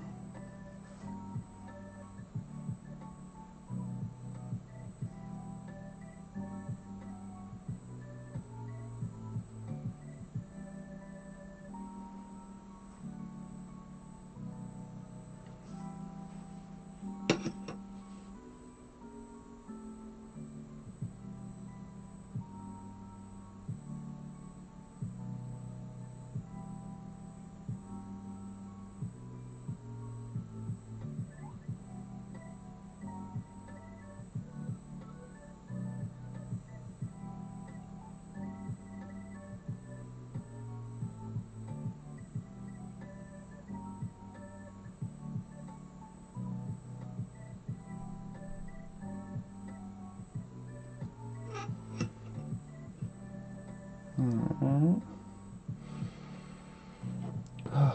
And this is that point that I get to where I'm like, at what point am I just overworking the painting? And at what point do I need to decide if I'm just adding more to the painting or if I'm just fiddling and like wasting time and energy on something that's finished?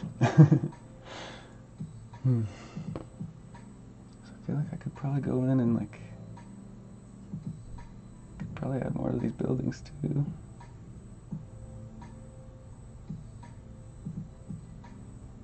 Just add more greebles and Lexi. So much wonder for Mina what she's about to fight. Yeah. That's the idea. That's what Dan was saying is it's our job as illustrators is to make a book look cool, even if the book is really boring. He says that it's the cover that sells a book off of a shelf.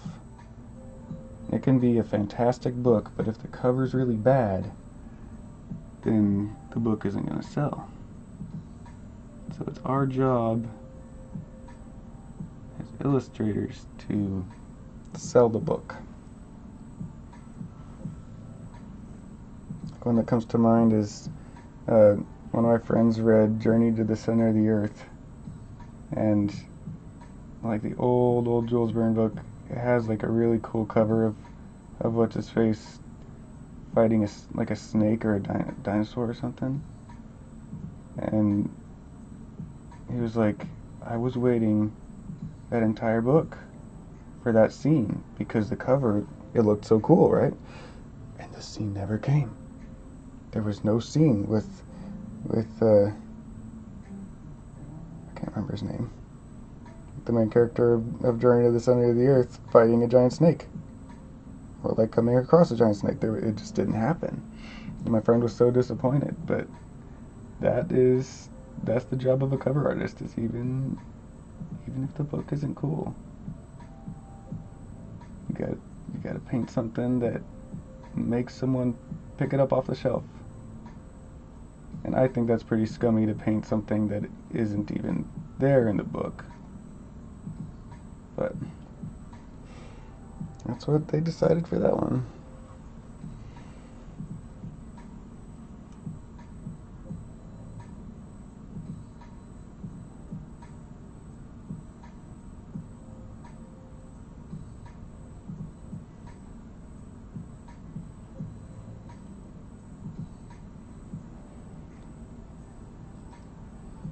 Illustrators are liars. Yes.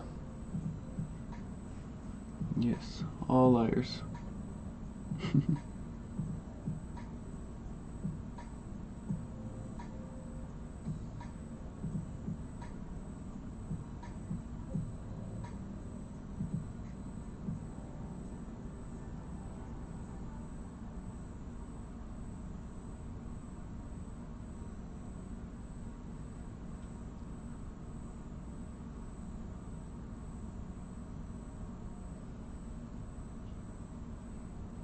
Like a scratch in there. An actual scratch on the canvas.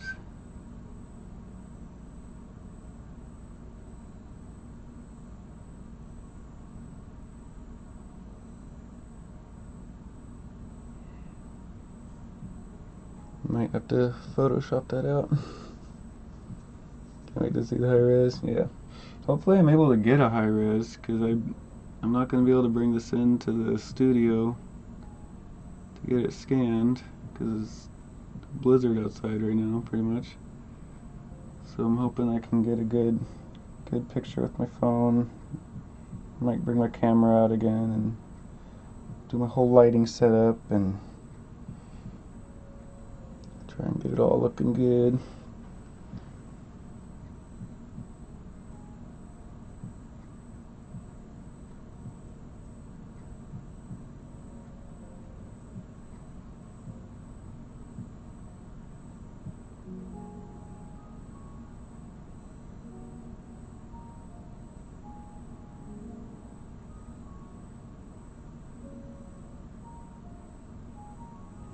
And probably what I'll do, if she does like it and she's like, yes, this is the one.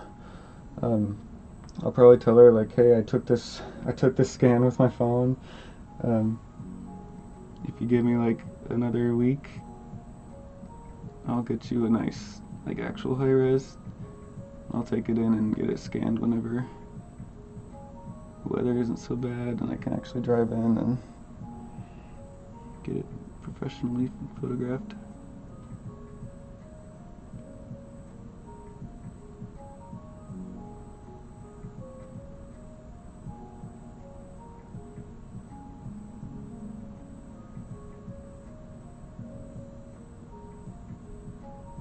Just making crap up over here.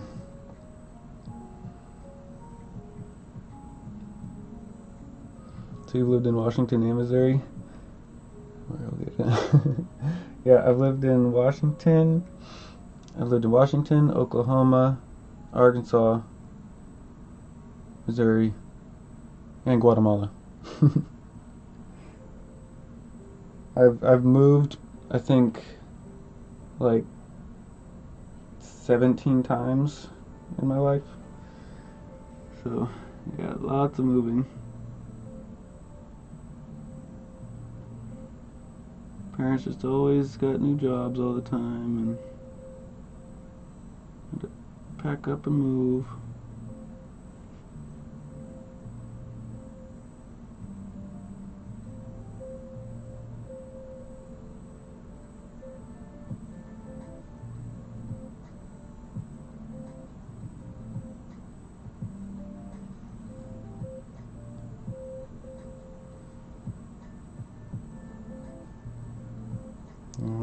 I only lived in Guatemala for like 5 months, but it was interesting, that's for sure. Really crappy situations, but it was interesting.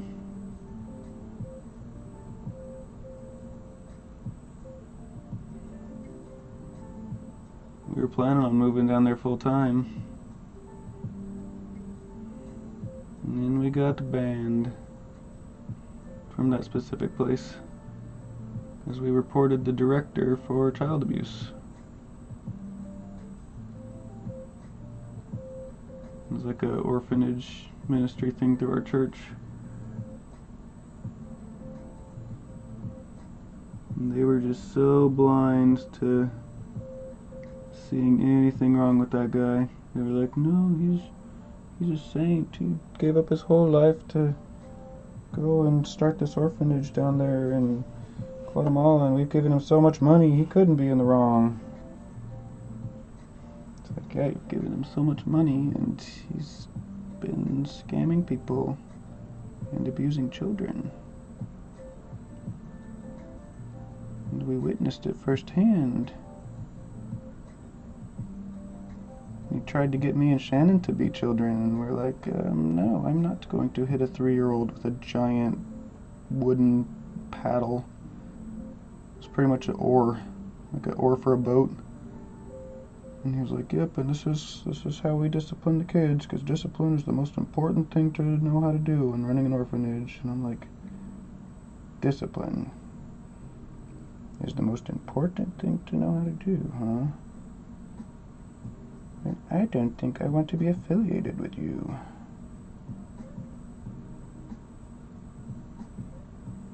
He's like, well, it's not the most important thing. It's loving them is the most important thing. I'm like, okay, and it's like, well, and we show that we care by spanking them when they need correction. And I'm like, that's... Yeah. Disagree. How did it go when you showed this concept?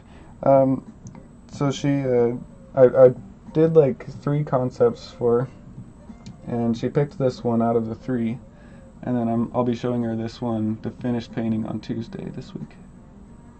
Well, next week. So that is coming up. Which is why I'm working on it once again. Because I've been putting it off for a couple weeks, because I was like, oh, well, I have so much time. I got a whole month.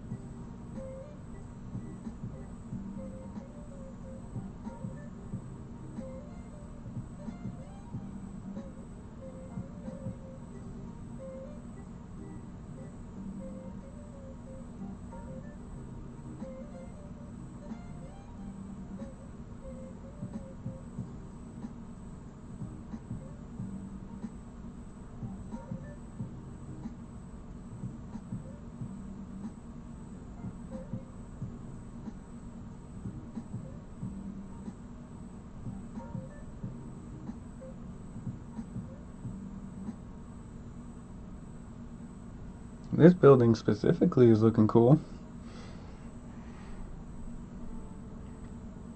Keep your hand out of the paint. Yeah, it's a way to like rest my hand against something because I'm doing such tiny little details. Like literally using this tiny little brush to paint the cityscape.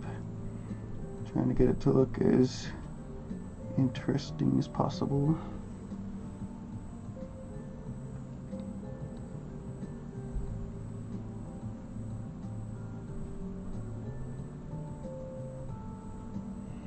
This is called a mall stick. You can build your own, or you can get them on Amazon for, I think this was like 15 bucks.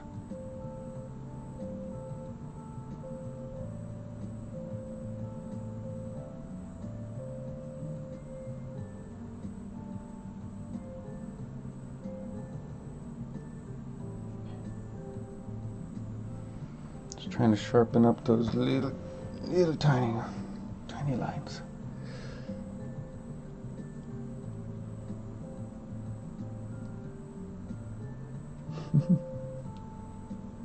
Just put on my No AI shirt, dude. I think I only wear the one outfit. I only do. I pretty much only wear 3 shirts. I got 3 or 4 copies of the same shirt. It's actually what I'm wearing right now is my No AI shirt.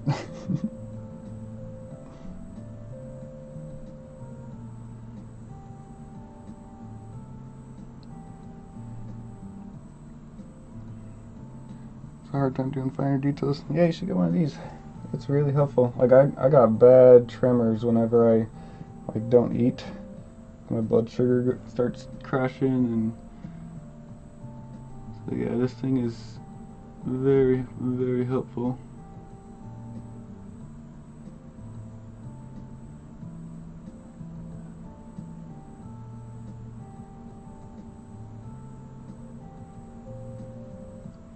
Trying to put most of the focus in these right here because I'm actually going to crop this way down when I show the art director. So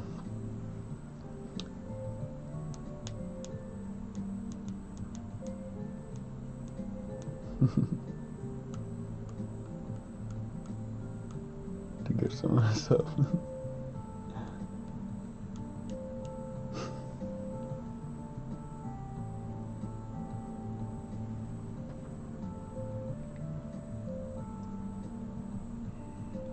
Running out of people to gift subs to, at least in terms of chatters on Twitch.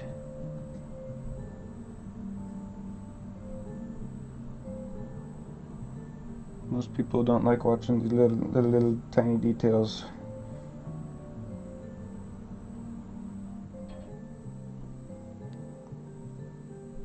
Need more friends to come and watch the live streams. Let's see, I'm gonna add a tall thing on this one.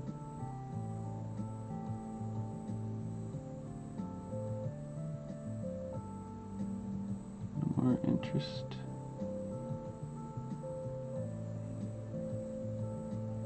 These are called greebles.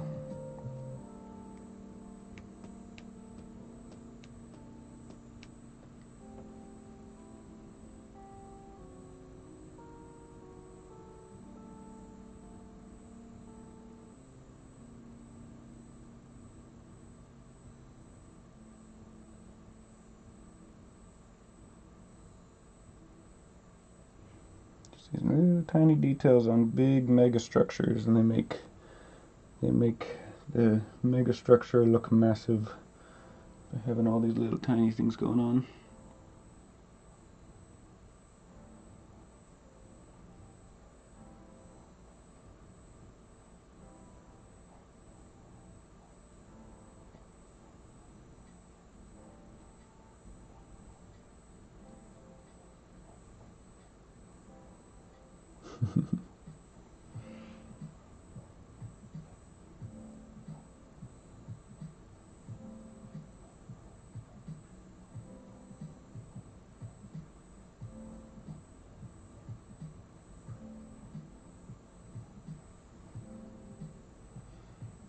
A straight line, I don't know.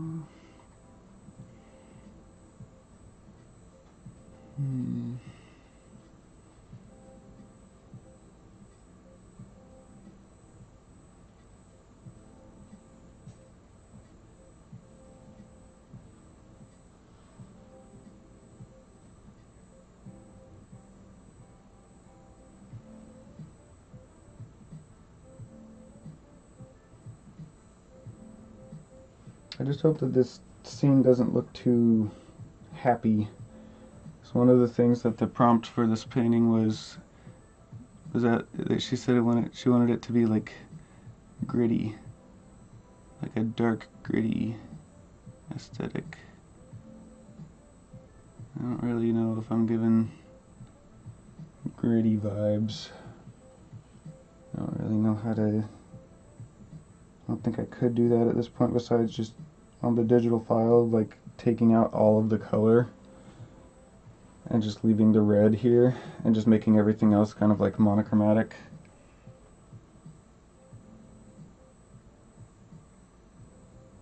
Which that was the plan. And then I added all this color in there and now it's just really bright and almost happy. So I don't know if it's too happy now.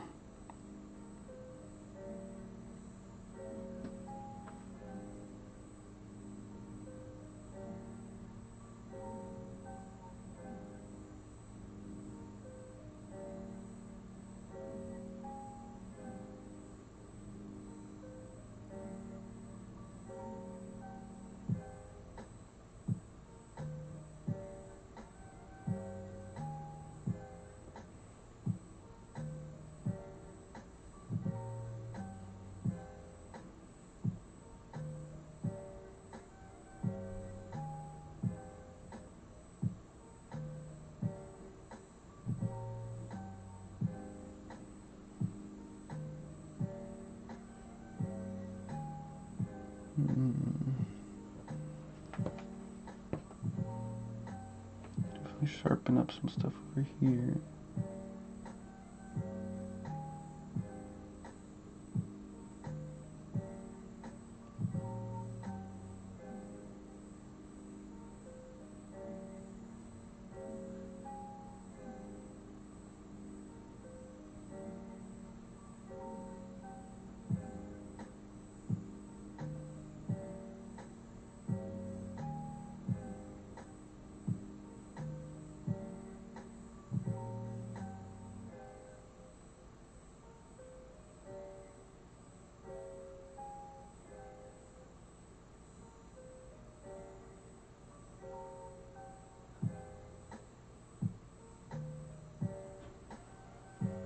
It's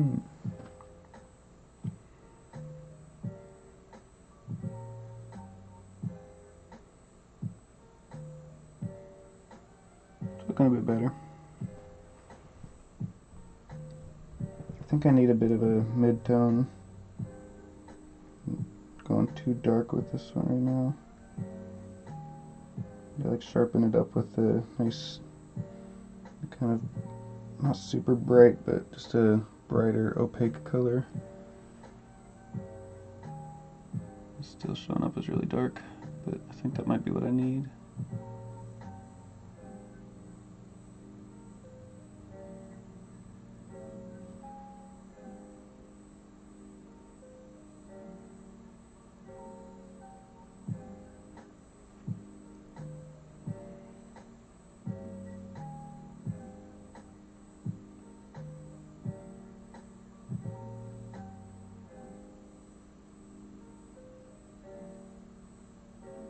Yeah, I think actually I like this.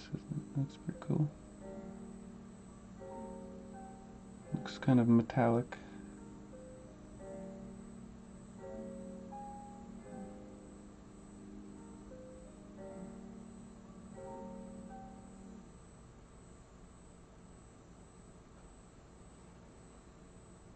I think I might lean into this color a little bit and kind of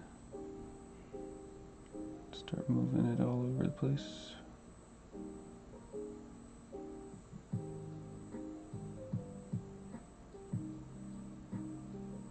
Yeah, this building specifically has been bothering me. 1 minute away, let's go.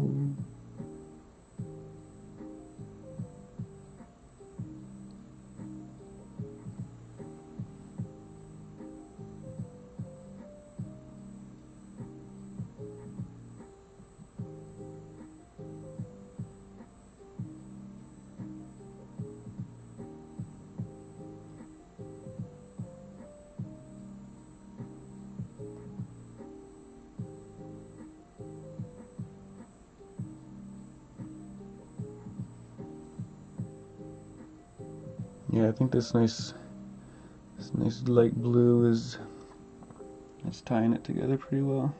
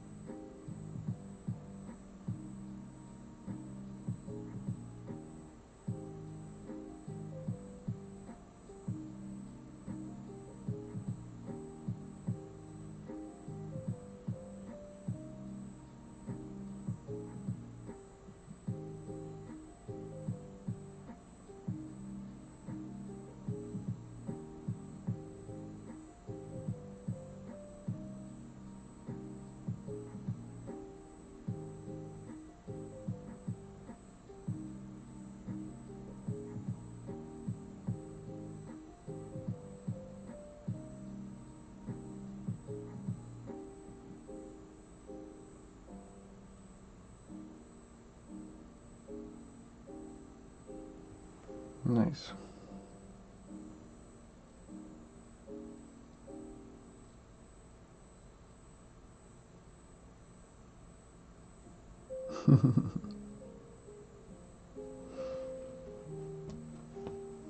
That's hilarious.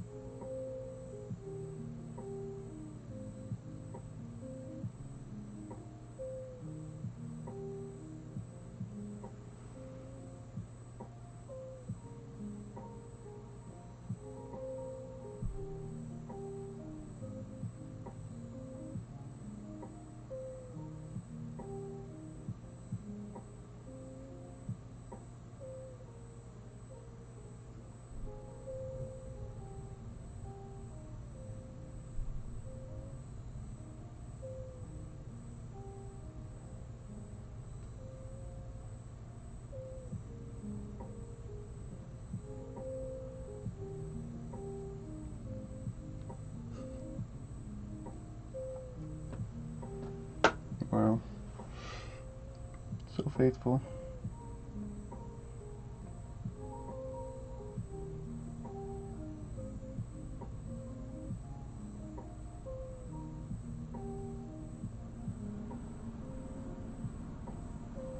Love to see it.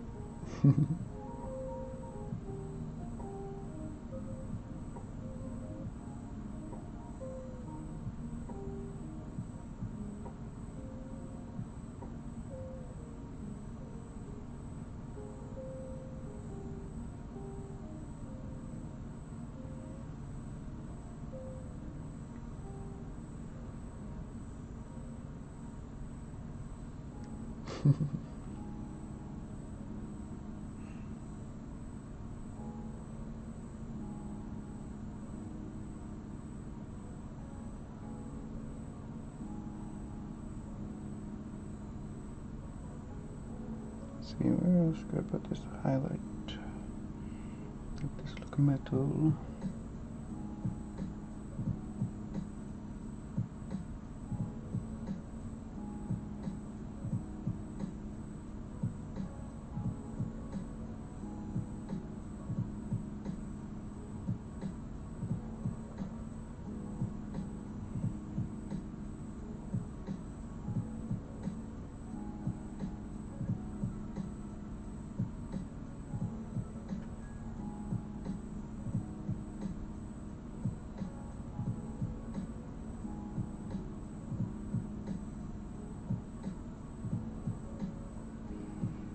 Buildings are looking pretty detailed.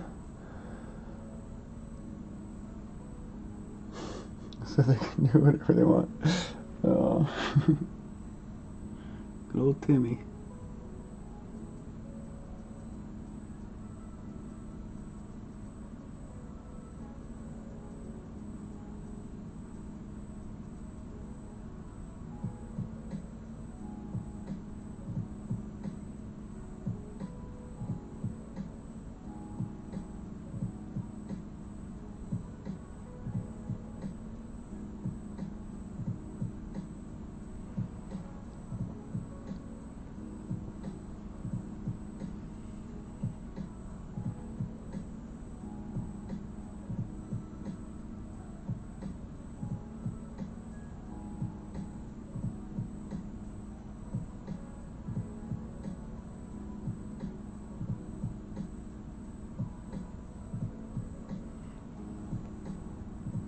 Yeah, oiling the painting out beforehand was such a good call though.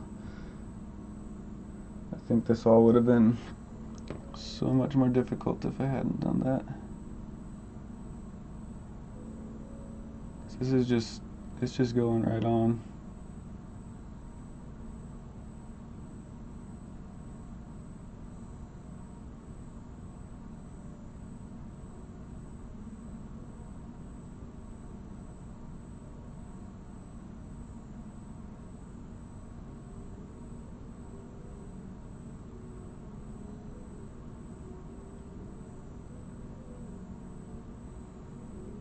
Building here is still bothering me.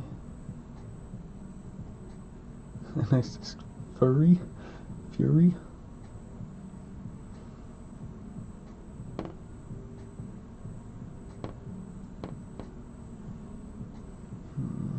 decide what to do here between this building and this building. You got like nice bright blue color.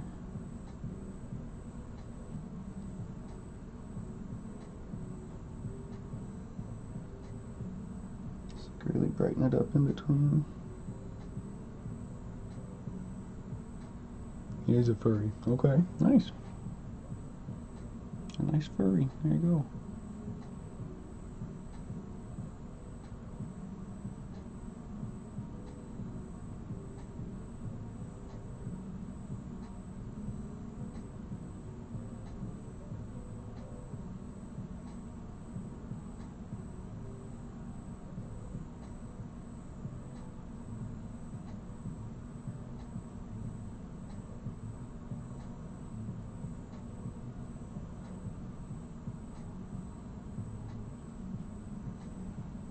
I had some friends from Idaho come up to Portland and vend at the same show as I did, and their dad was like just shocked every time he saw someone who wasn't like, you know, like the very stereotypical straight white male or female. And he just couldn't handle seeing like furries and like trans and gay people, and I'm like, dude, you're at Comic-Con. This is the most accepting community ever.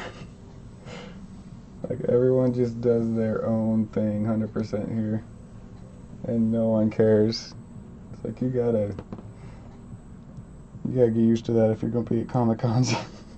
Oh, it was funny though. Just like the look of shock every time he saw someone that he wasn't like used to seeing. It was pretty funny.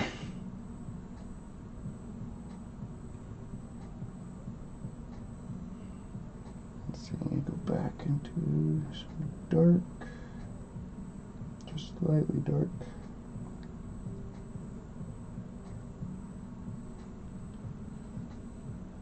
Two generations collide. It's pretty used to it. Yeah, he'll need to, cause yeah, like the looks he was giving, those aren't gonna fly. You're gonna get in trouble.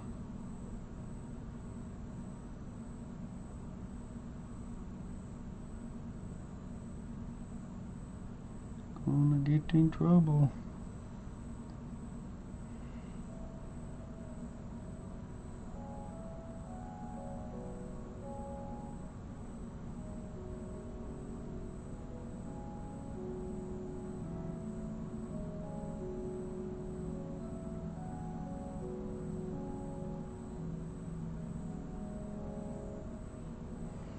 Looks a bit better. I think I just need that highlight on the side of this building here.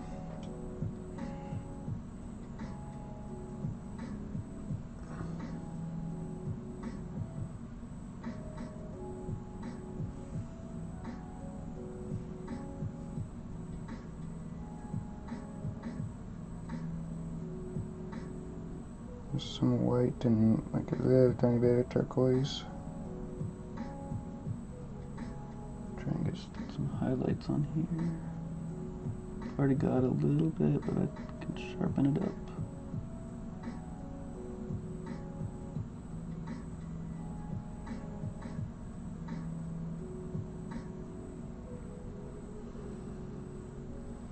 does booth setup tear down work? Have to start over every day? No. No, you set it up on Thursday before the show starts. And then I usually finish everything up on Friday morning before. Because usually a show goes from like... Usually a show opens at like noon on Friday. Sometimes they push it out until like 1 or 2. Sometimes 4. But average show time is usually noon on Friday. And so I usually spend that morning getting everything kind of finalized and set up, but then we just leave it up every night, and they have, like, they lock all the doors to the convention center and everything every night, so they have like overnight security and cameras, but that doesn't stop people. People still get robbed fairly often, but just gotta bring your money with you, gotta bring anything super high value that people know is high value. Like, I don't have a problem leaving paintings, because nobody knows. Like a thief just walking around looking for stuff to steal, no one's gonna know that my paintings are high value. But like I'll take my iPad with me, and I'll take my money with me and stuff like that. But for the most part, everything else I just leave at the booth, and it's always been there the next day. And if I have ever been robbed, I wouldn't know it, I guess, because I must not have cared about that thing too much. And now most of the people that get robbed are like the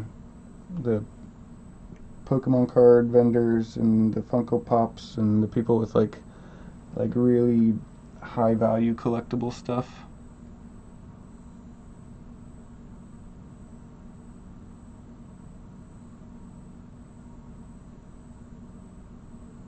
Yeah, I don't usually see like artists getting robbed all that often.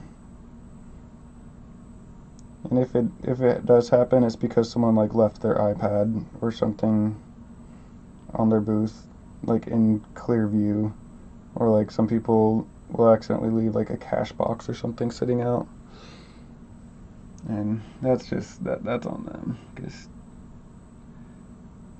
if you make that mistake, you're kind of asking to get robbed, and that's kind of going to be your only way to learn, is if you get robbed.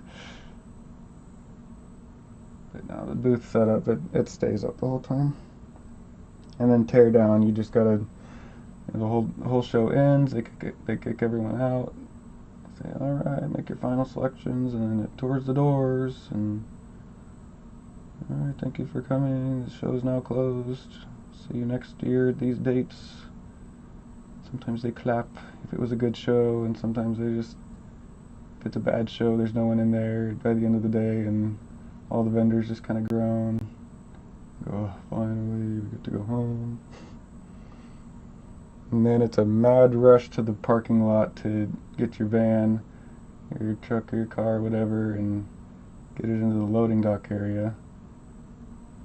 It's usually a place out back behind the convention where you can pull your vehicle up and get your stuff loaded back in.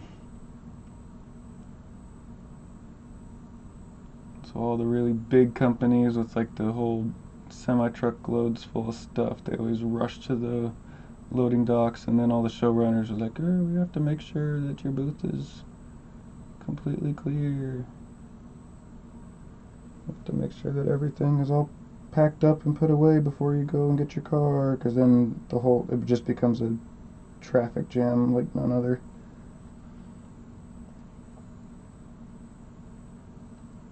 Funko will be like Emerald City headquarters here. I'm sure there's going to be a lot of Funko Pops being sold. They're becoming less and less popular out here. I know people that's like their whole business is just buying and selling Funkos. Like, what an interesting world we live in. Your whole business can be based off of buying and selling Funko Pops. That's just crazy to me.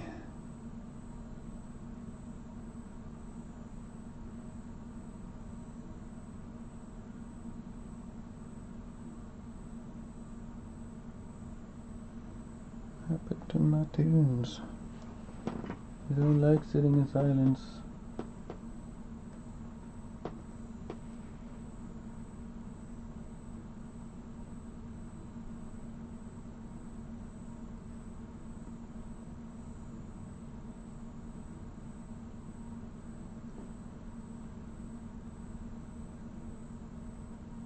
Office speaker. There we go. Still line up at their HQ all the time. Yeah, then I'm sure they'll be popular here.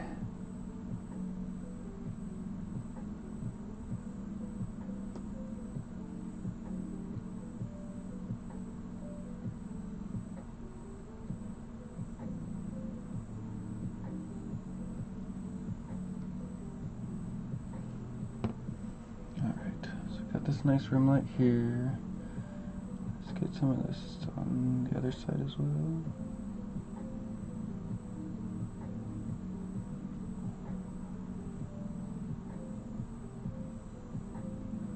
I want to use this turquoise as like the brightest color.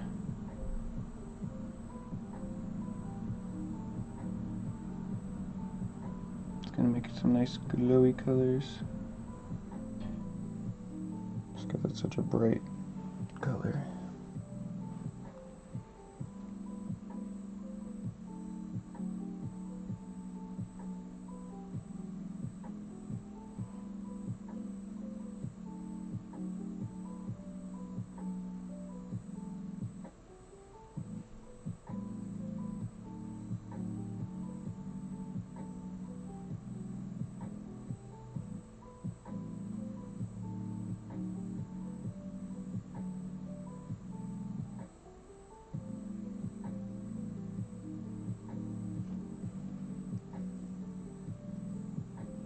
Could look like some light is kind of hidden from this direction.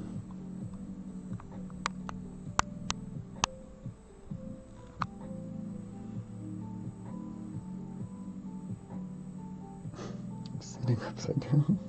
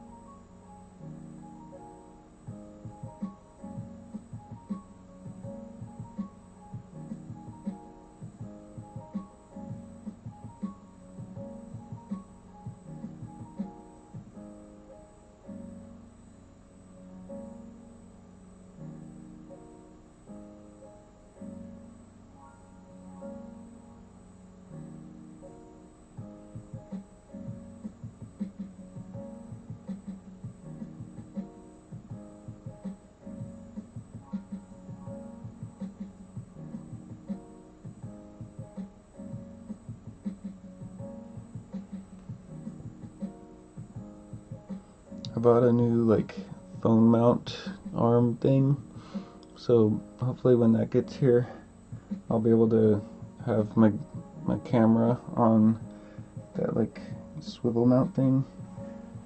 I'll be able to like point the phone or point the camera at the place where I'm working a lot easier, because it's like a really flexible type thing.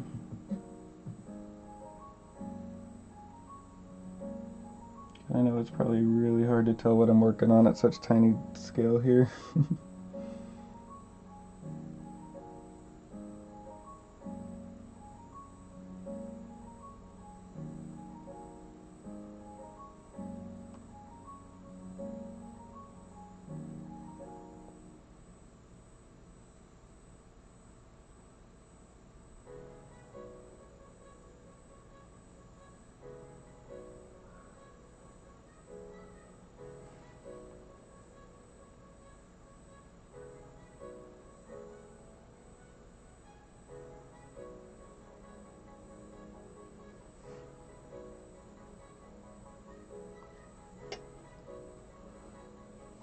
Surprisingly good considering I'm not into Formula One. Nice.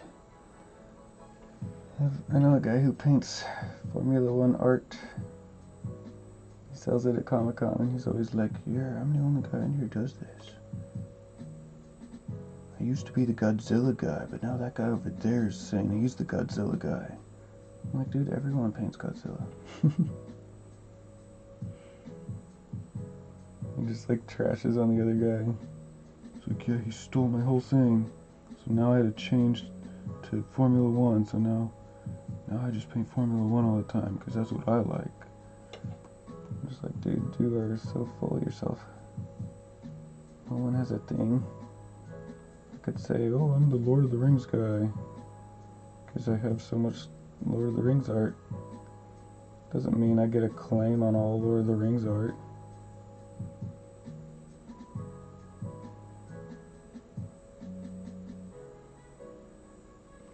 That'd be crazy.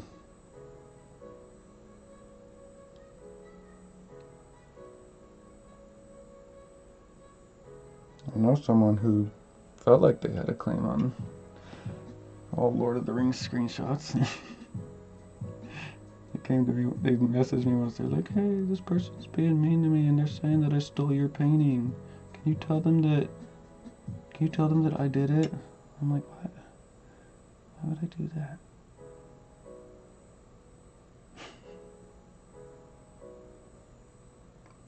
Okay, but yes, why?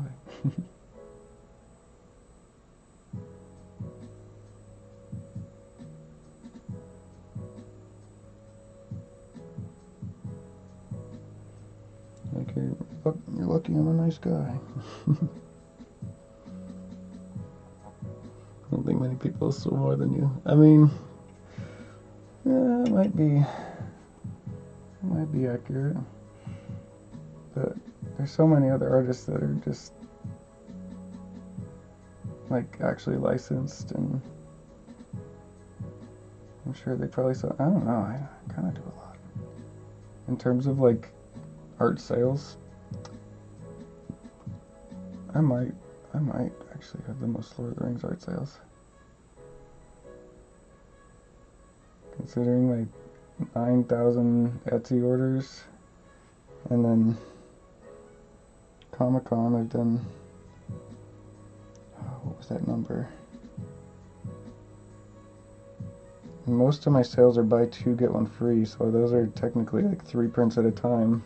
But I have thousands of Comic-Con sales, so it might be accurate that I might have the most like Lord of the Rings art sales out of all the artists out there.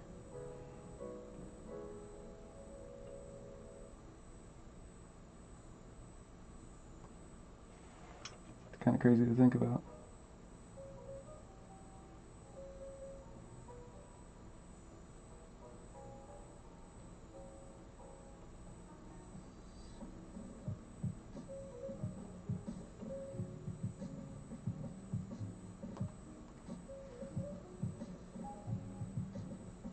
Don't think being licensed is helping. Yeah, I mean, like Jerry Vanderstelt, he's just a master. Like, I wouldn't even ever want to try to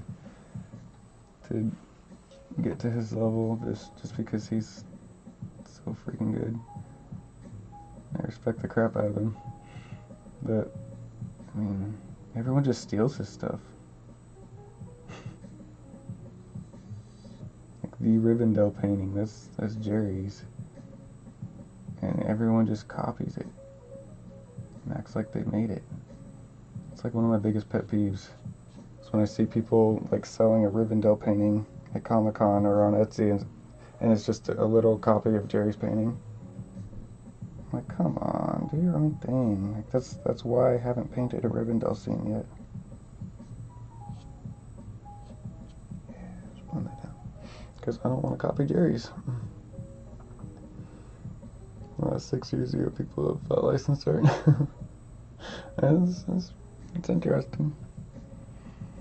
You ever painted a scene from a book out of your imagination? Yes. Technically, that's what I'm doing right now. This is potentially a future book cover. And this is all from imagination. But I've done a lot of Lord of the Rings artwork that is just inspired by the book versions. And then I've done a lot of other fan art from other stuff I like. I did a Red Rising one once, just the Iron Rain. Darrow in his mecha suit thing, just blasting down at a planet. It was awesome.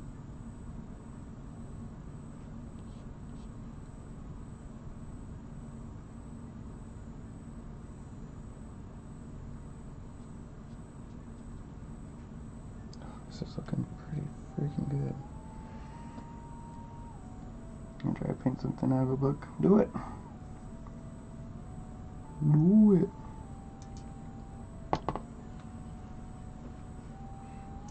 Most of the detail will be right up in front. Man, I feel like I'm so close with this one. I've been staring at this painting for so long. It's hard to tell like what actually looks good and what doesn't, and what could look better, and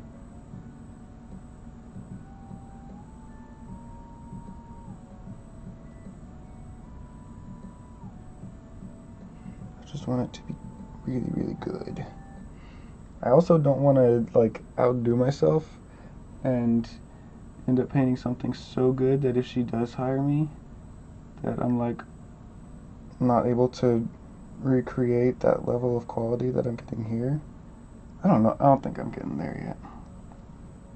I don't think I'm to that point yet where this piece is so good that I'm like gonna be struggling to recreate the quality. That's like my biggest fear with most commissions, is that people see my other work and they want that level. And some days, you know, I'm just really on it. Like some days I just do really, really good work. And I don't always know how to recreate that exact situation, that exact mindset, that exact energy level. Like some days I'm just really on it and some days I'm not. Listen to the next Producer's Ask Man just came out. It's always Fincher storing the fat lady painting after Sirius Black destroyed it. Okay. I don't remember that, but it's been so long since I read the books and seen the movies. Probably time for a re-listen at some point.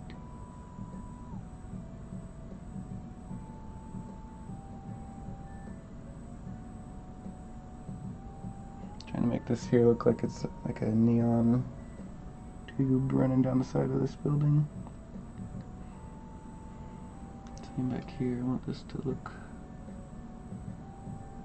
there's light in here.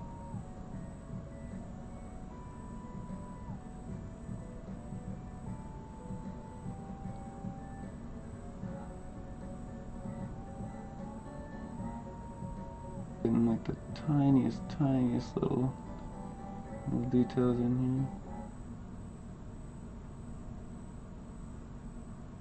here. Ugh. No pressure. No pressure.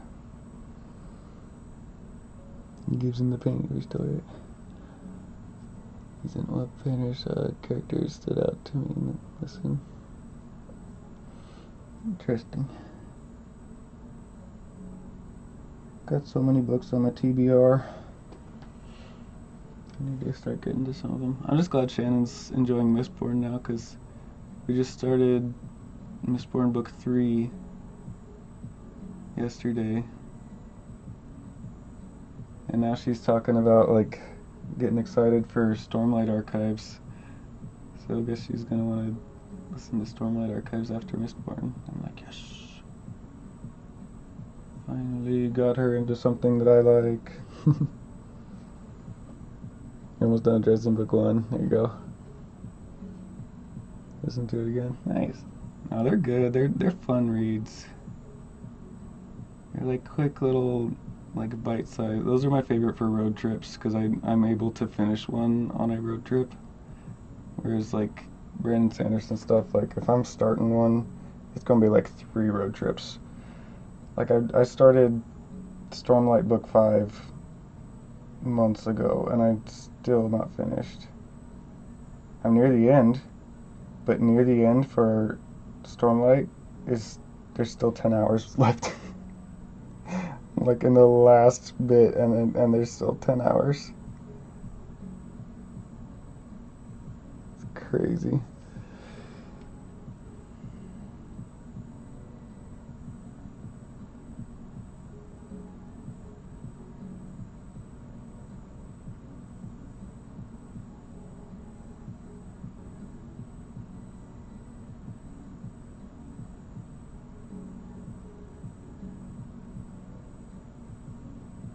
Yeah, Dresden is one that's like, it starts out fairly like Monster of the Week vibes, but it really picks up.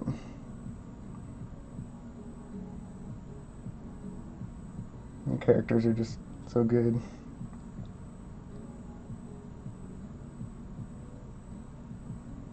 And I'm pretty sure that series is still going.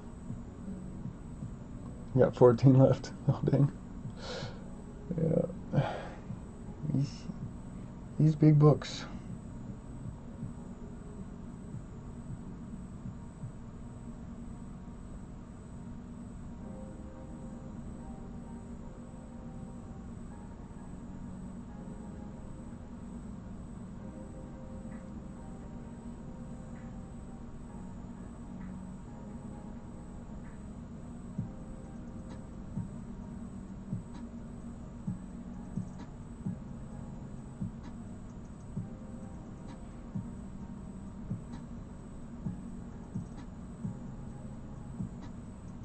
I'm not as worried about this stuff up here because I'm probably going to crop a lot of that out for the file. I still want it to look good though.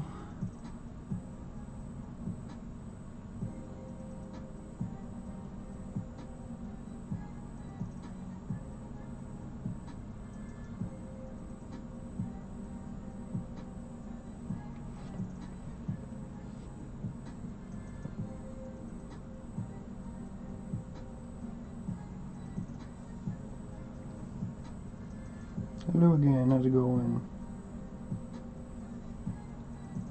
Hope you're having a good day. Just gonna splash some of this color down here and then push it back with my finger like that. It's a really cool, like, misty effect where it's like being pushed back. Kind of foggy, misty vibes.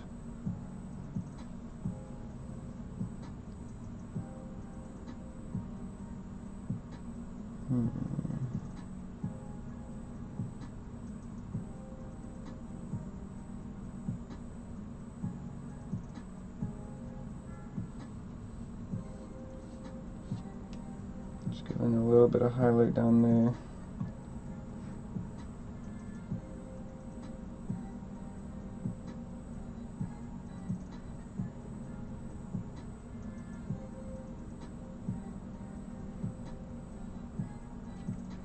Push that up, and I I'm starting to feel like this one's almost done. Feeling really good about it. What can I do to make the sword stand out a bit better?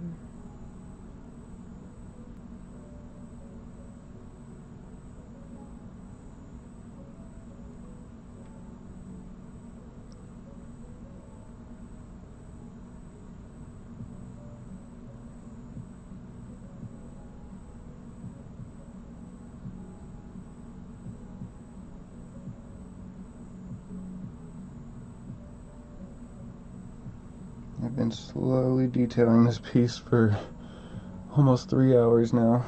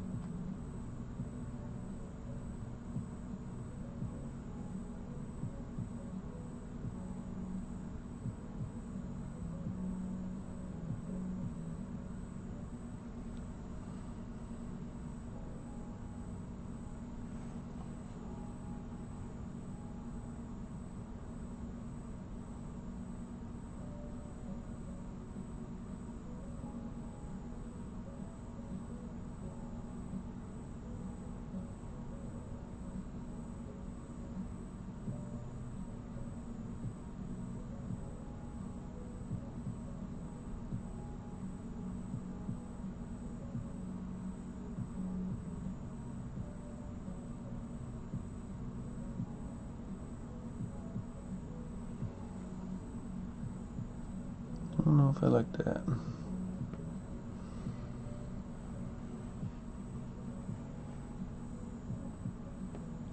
A good 3 hours. Yeah. It's always fun.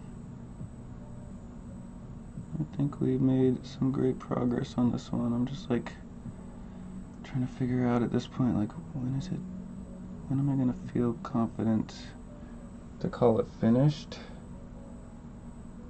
And like, at what point am I just fiddling around doing nothing?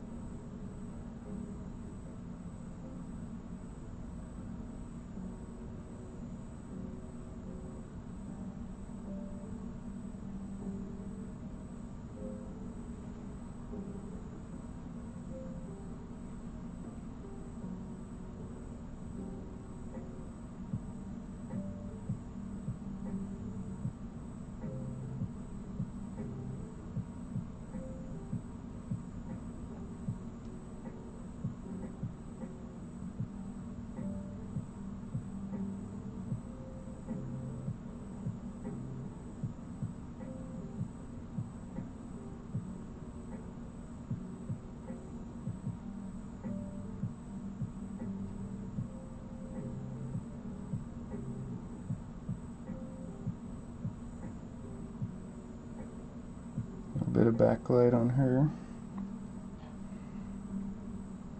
Make her jacket look a bit more reflective.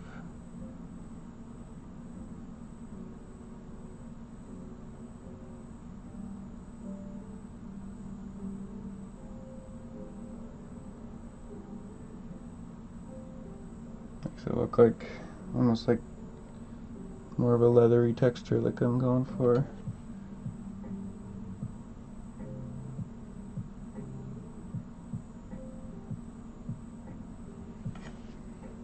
That's too much.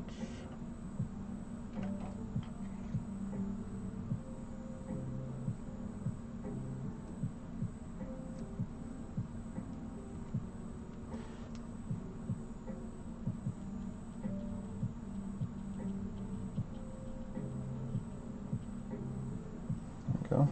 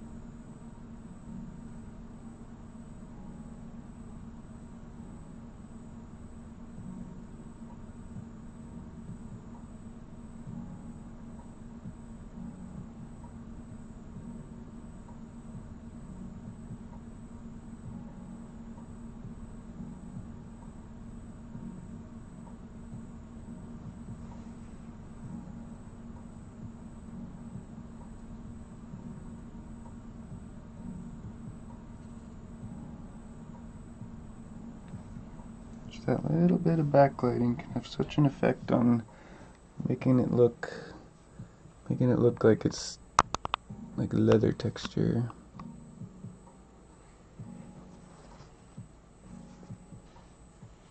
Just needs to be done right.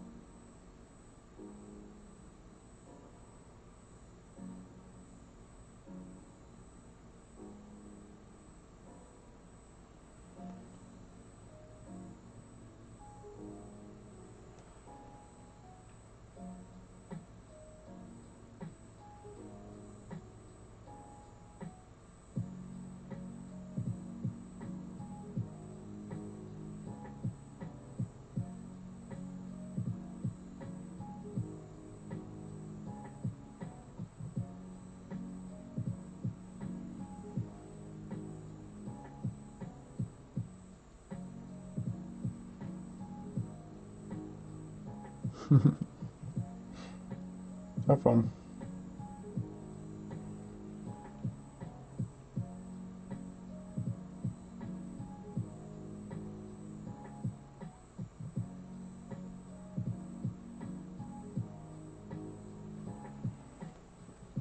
I think it looks good. I think.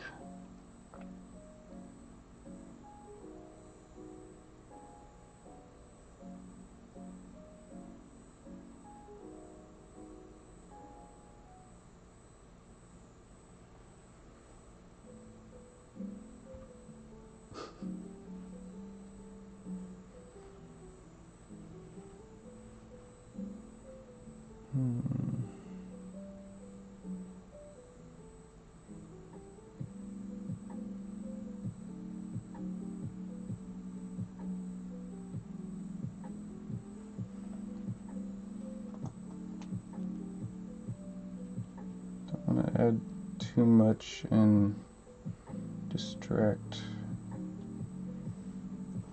I want to distract from the character as a whole.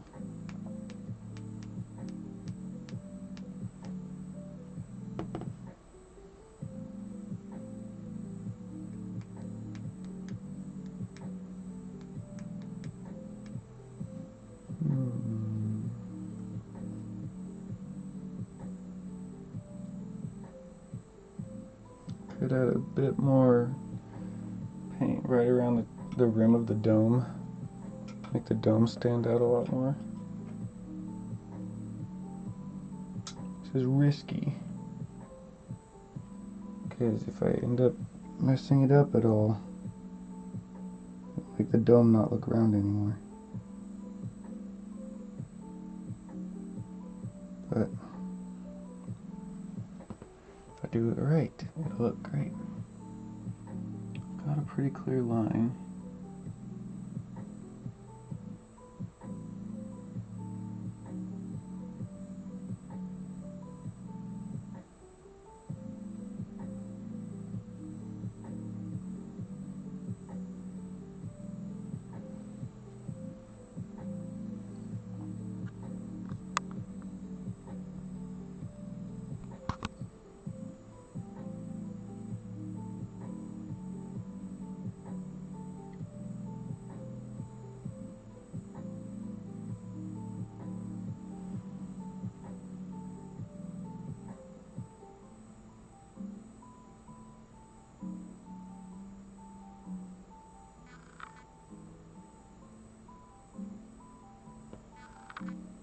Don't want to overdo it.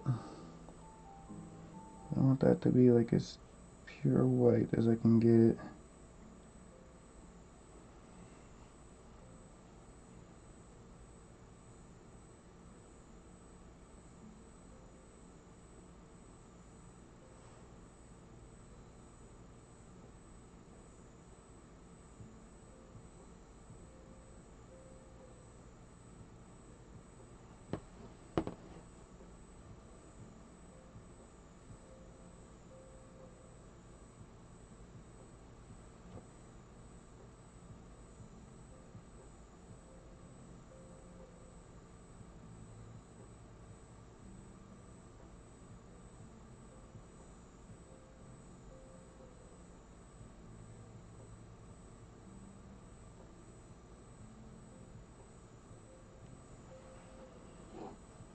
Definitely looks more glass now.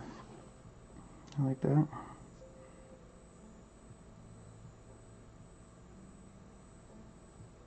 Definitely see the planet off in the background. It's got a nice glowy effect. And yeah. I think it's kind of a banger. Where else could I put some just pure white?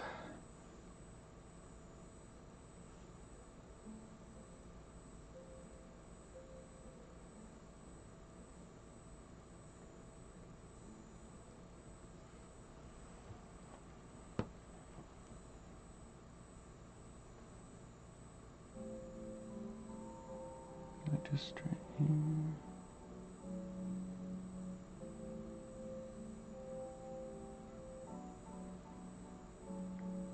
Really stand out against that.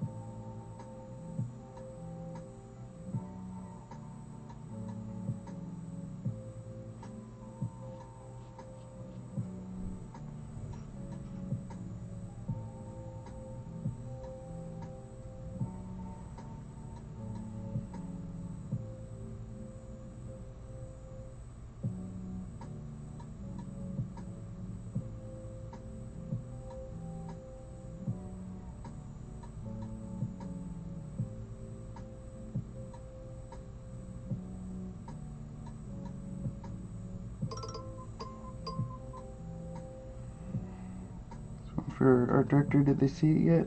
No, but I'll be showing them on Tuesday. I had a whole month to work on it, and I mean, I put it off for a little bit and worked on some other projects, but I think I might be just about ready.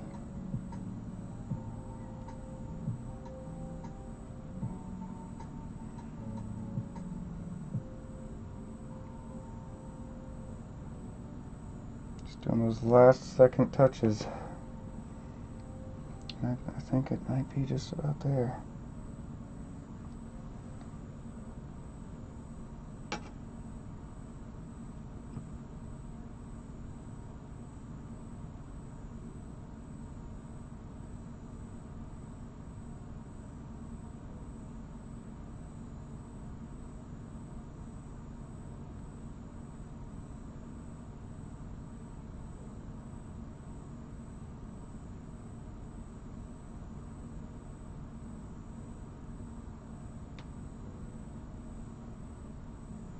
Those tiny, tiny little lines is not easy. You say about it? He said he wanted just like a little bit more glowing going on. He said he wanted it to be more like, to make it look more sci-fi, kind of cyberpunk. It needs more like neon stuff going on, so I worked on this most of the day, just making it get as much of that like neon effect as I can get. And I think I nailed it. I think maybe.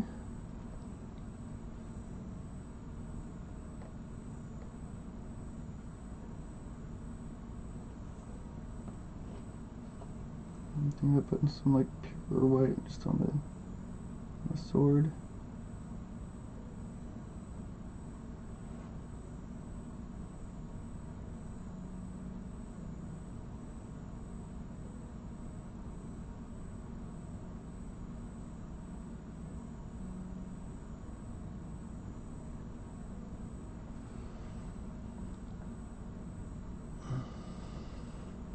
To make her stand out a bit more.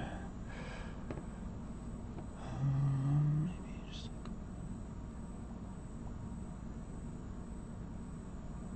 a little bit of highlight right there.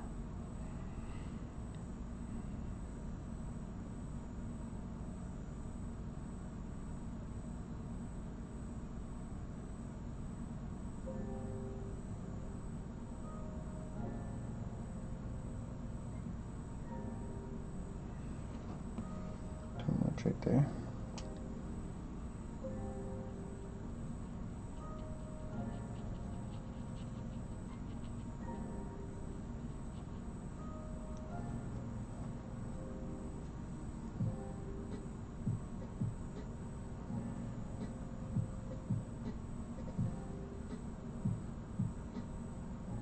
Everything's closed. No. What do you get if you go to a coffee shop? I usually get something like really sweet and like a caramel macchiato or white chocolate mocha or the last thing I got. Yeah, I just like really sweet stuff.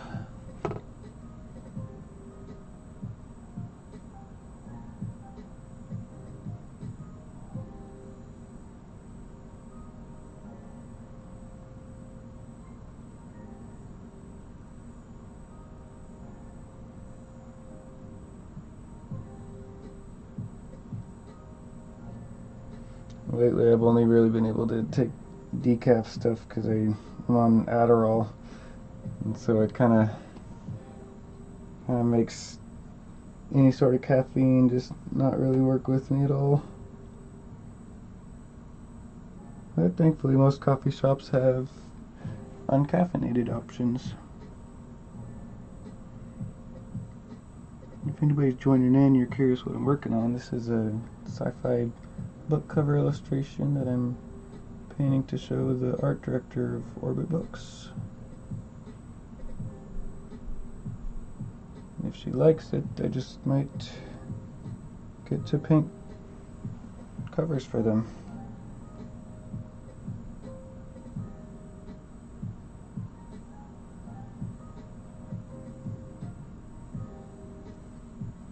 Took this all the way from just a crappy little pencil stick figure drawing to what we see here.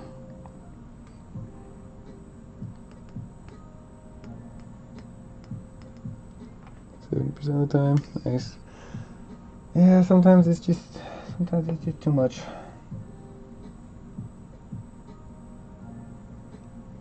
I just don't like to be jittery all day.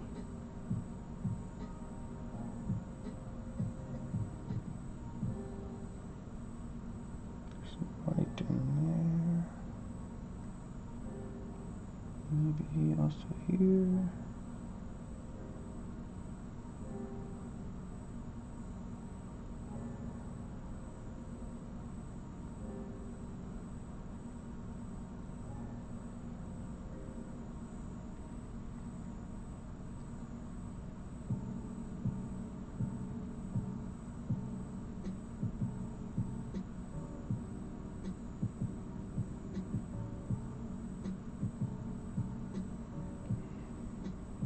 Some white in the billboards. Make those look more like they glow. Regular dairy, because you can't use the harder parts of sweetener for. Yeah, I do regular dairy when I can. I like some good cream and sugar in my coffee.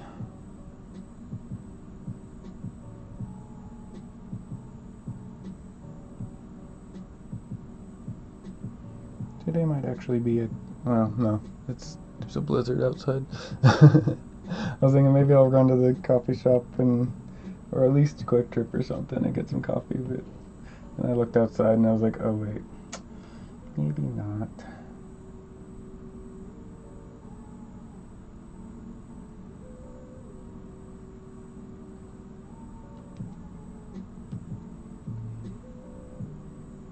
Push that back a little bit.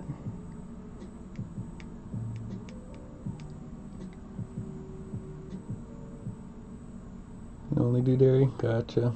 Yeah, that would be a bummer for anyone who's like lactose intolerant or something.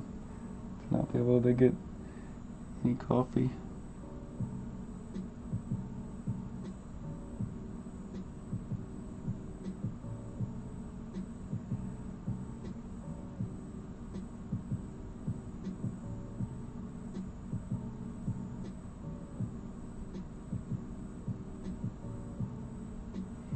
Let's highlight on there.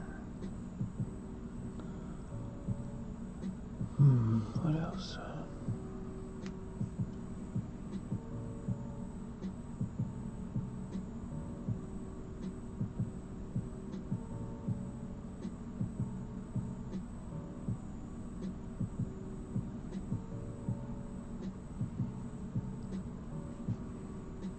I want to go overboard with this light.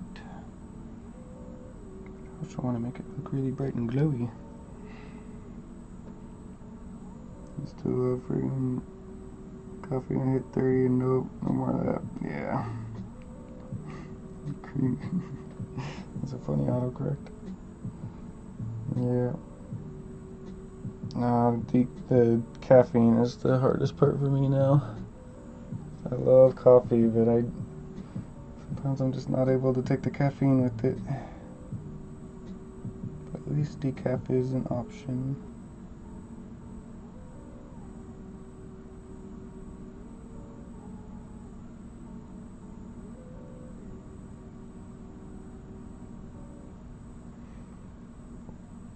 Those glowy billboards down here.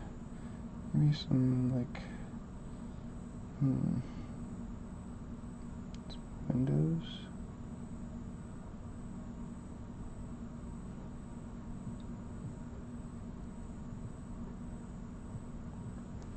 Got a lot of instant coffee here, not K-Cups or espresso pods. Oh, yeah, I love K-Cups. That's pretty much all I use. It's the little Keurig things.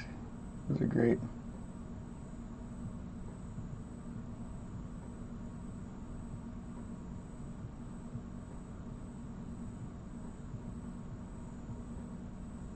I'm so like not picky with my coffee. I got it on Amazon. I was just like bulk Keurig decaf, and the cheapest one I could find was this like McDonald's decaf Keurig cups. And so I just bought the McDonald's one, and honestly, like, if I'm feeling like a coffee, I just get the McDonald's Keurig cups, and I make a couple, and they are good enough for me.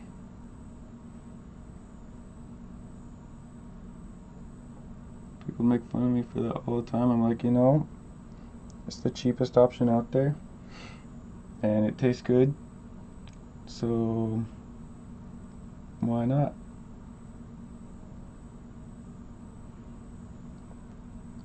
But that's how little I care. That's how unpicky I am. I will literally drink anything.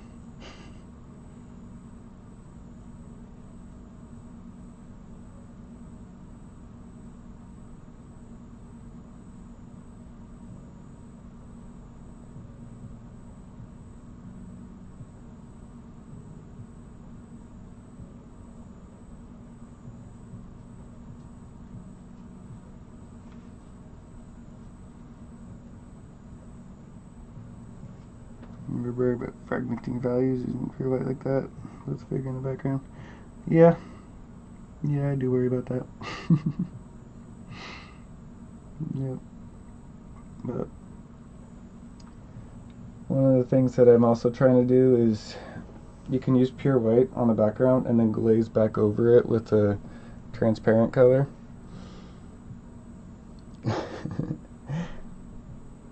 You can glaze back over it with a transparent color, so like if I were to go back over some of these pure white parts with like a pink, it's just going to look like neon pink.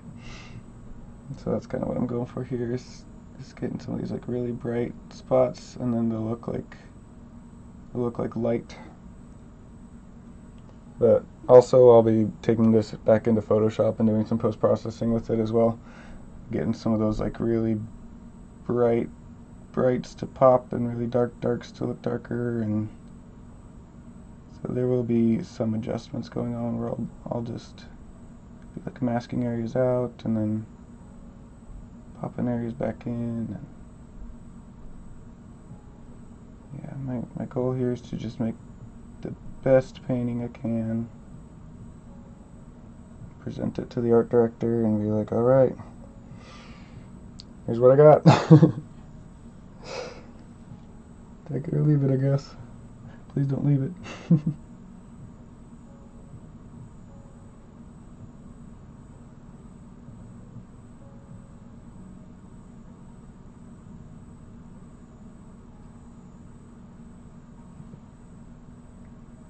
Just really trying to put as much effort into this as I can.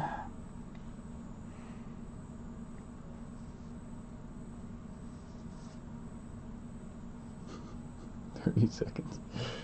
Oh.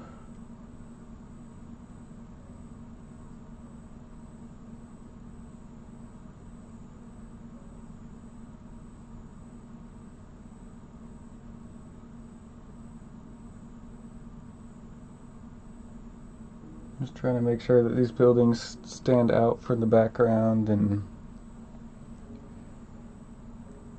don't look like they're fading back too much.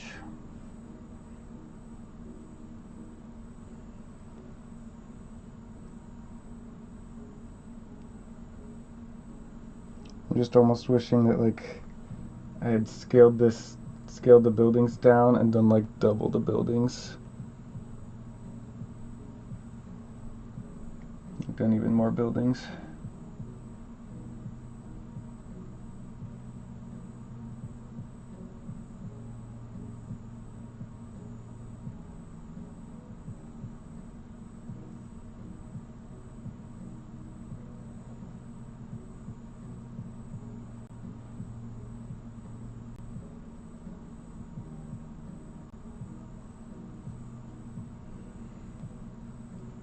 I'm almost worried she's going to look at this and be like, oh, it doesn't look like a whole city, it looks like a little town. That's just what I'm thinking right now, is that it doesn't look like a city, it looks like a town. But I know it's probably fine.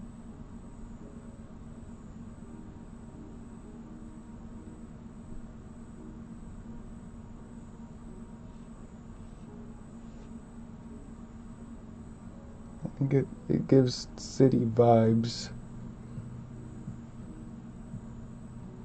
Just painting that many tiny buildings is just so hard.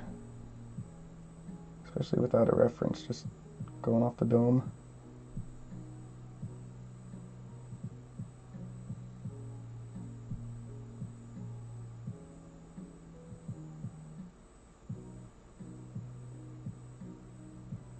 Trying to make up a whole city out of imagination.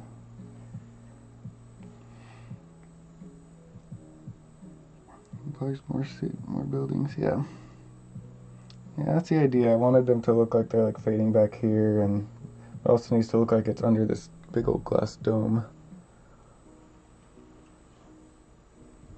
So I'm just hoping that that's what it's reading as, is a big city underneath a dome.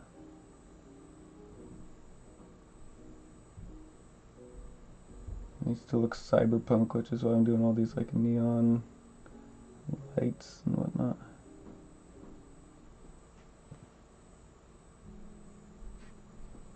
Just don't want to overwork it.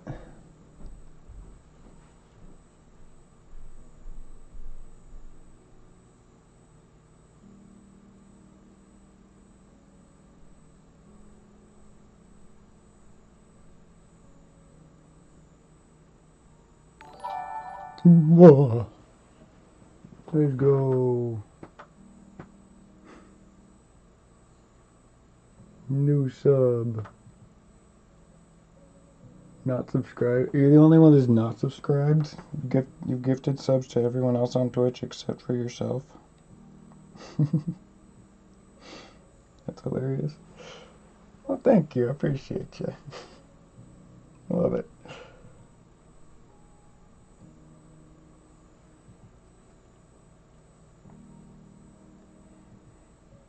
That's felt intentional. Yeah, that's what I was going for. I feel like I don't have enough windows in this one.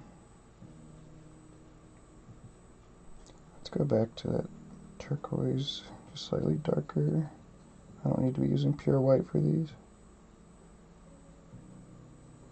I think I can add a little tiny bit more little windows in here.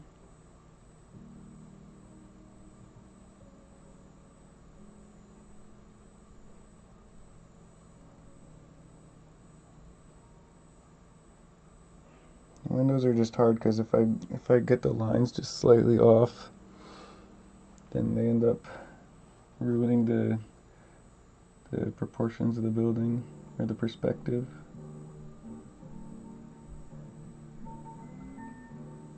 I need to make them small enough that they look like windows, but I also need to control the lines that I'm putting them in so that they don't throw the perspective off.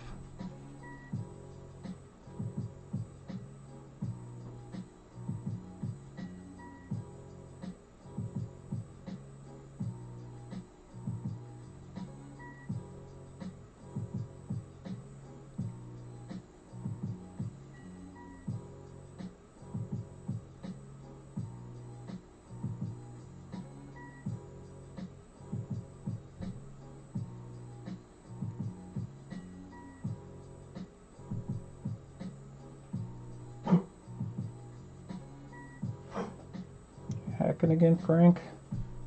Are you hacking?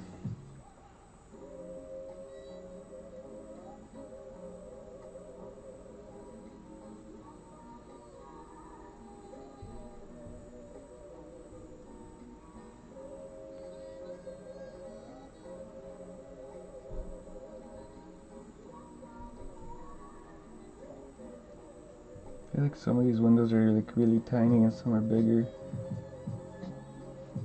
The ones I'm doing today are like way smaller than the ones I was doing before. And that is okay. Actually, I like that.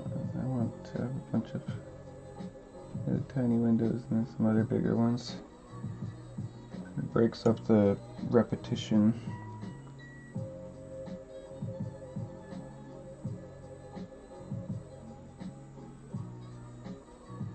Makes the city feel more alive.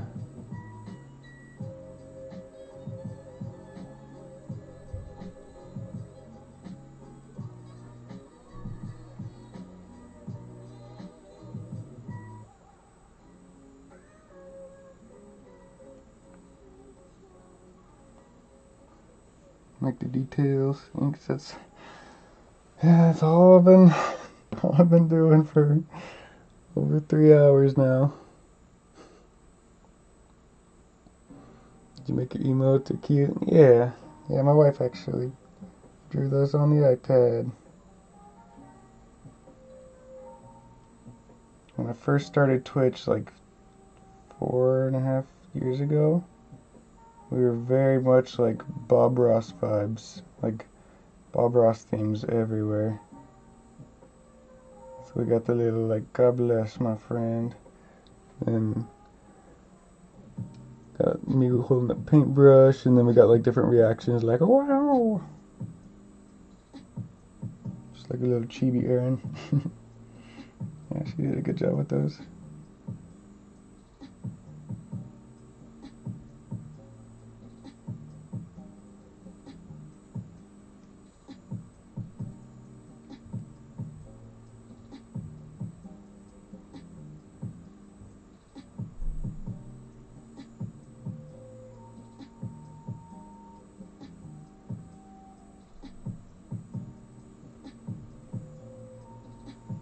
So many tiny details. Tiny, tiny, tiny details. But is the overall composition good? That's what I'm scared of, is I'm like spending so much time on these little tiny details, and then the overall composition just isn't there. I see it happen with other artists all the time where they're like, I've spent 70 hours on this painting, and I'm like, awesome, you should have spent more time on your thumbnail sketch. No hate to anyone spending 70 hours on a painting, but yeah, having that thumbnail sketch is so important. Made a lot for our friends, but I don't have them. Aw.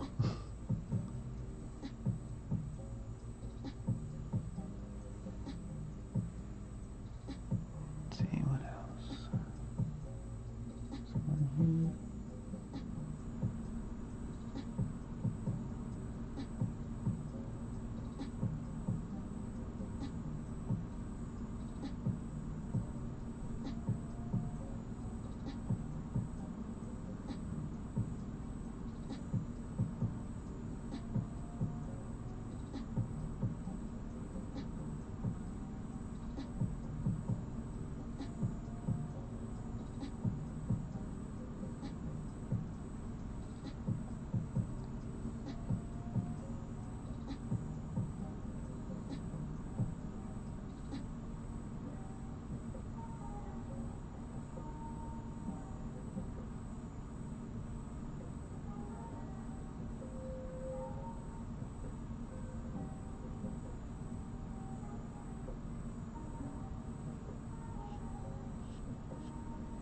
A little much.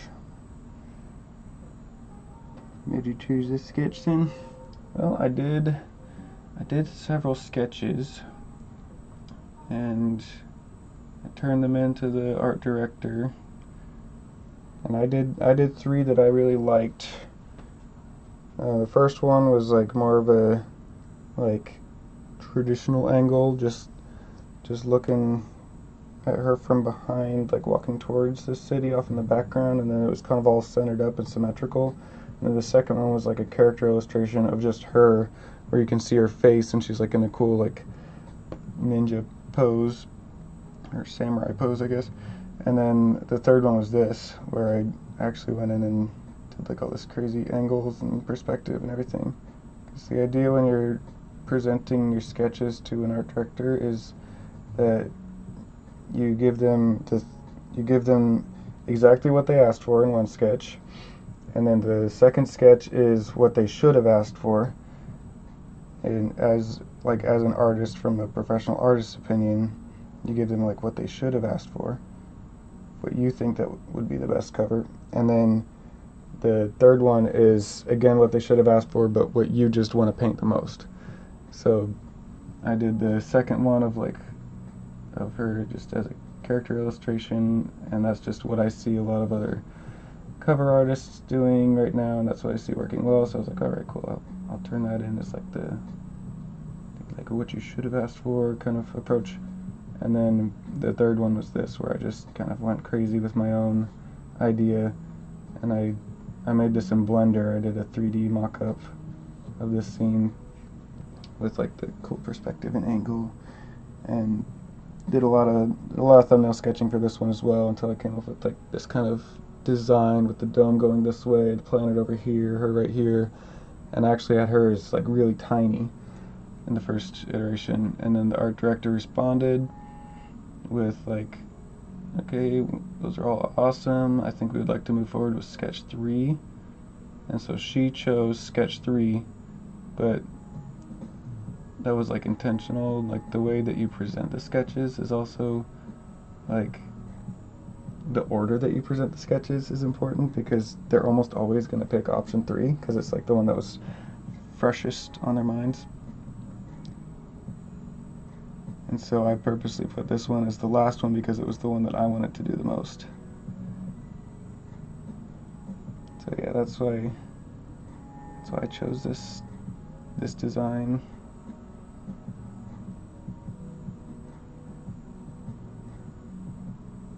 Yeah, a lot of artists struggle with is that they'll get super deep into a painting and be like trying to figure stuff out on the canvas. But what my mentor teaches is that you should have everything kind of figured out before you ever start painting. So before a paintbrush even touches a canvas, before you even like prime the canvas, you should have everything completely figured out beforehand through thumbnails, like through sketching and through like Photoshop, and doing like all your design work digitally. So that's what I've been working on, is getting better at my digital design work. So just a lot of those sketches, a lot of working in Photoshop and trying stuff out, just seeing what looks good. Yeah, that's why I chose this one.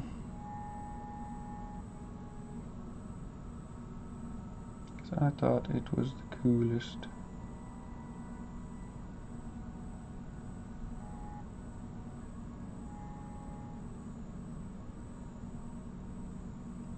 And I definitely didn't design my buildings enough. This is amazing, thank you. Yeah, I definitely didn't design my buildings as much as I should have. I thought that what I had was good enough, and then I've just spent a lot more time designing the buildings on the canvas, whereas I should have had these all kind of figured out before I even started.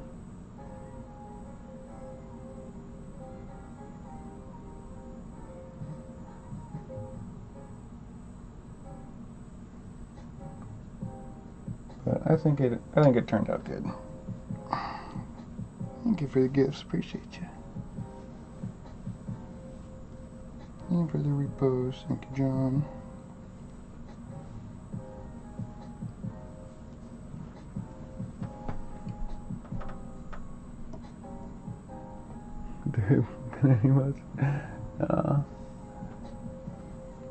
Dude, the snow is still coming down outside. It is still snowing. I'm gonna point the camera out the window for a second. TikTok, you can see. This is what we got going on outside right now. It's just snowing out there. It's still like -4 degrees or something, or maybe 4 degrees, I don't know. It's really freaking cold. On Twitch. Yeah, it is just snowing out there. It's just coming down.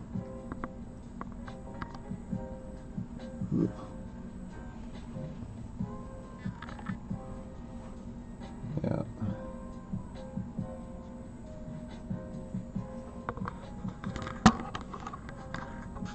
If I can actually bring this a little close and let you guys see some details without yanking the USB out of my computer.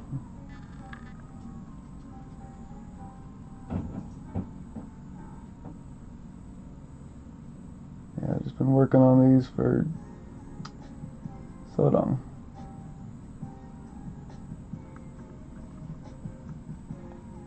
I guess I could also bring the painting up closer to the camera.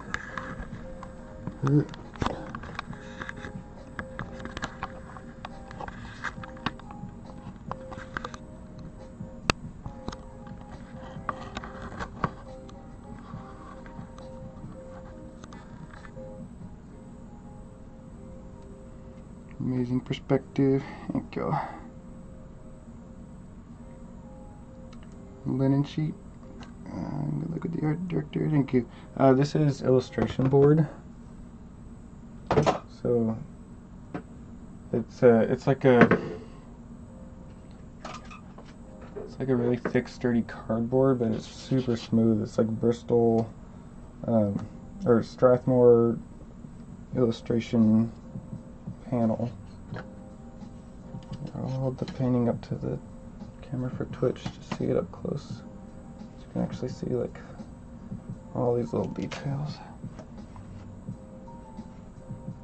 Yeah, especially with something like this, having less tooth is really, really nice. Yeah, it's like completely smooth. So what the purpose of this is that it's like super good for drawing, just pencil on paper drawing and getting like eraser and just getting crazy detailed. Yeah, this is what we spent the last, I don't know, 3.5 hours today, and it was already looking pretty detailed before that. But yeah, this character.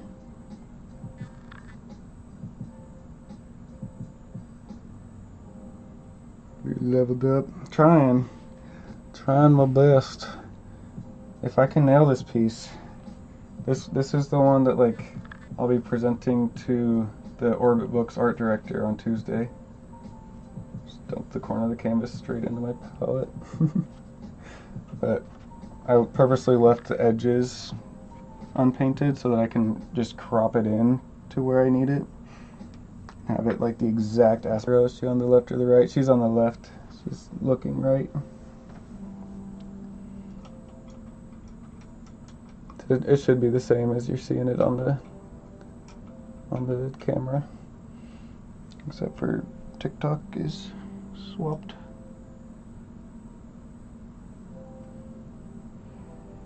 What have you been working on, Andrew?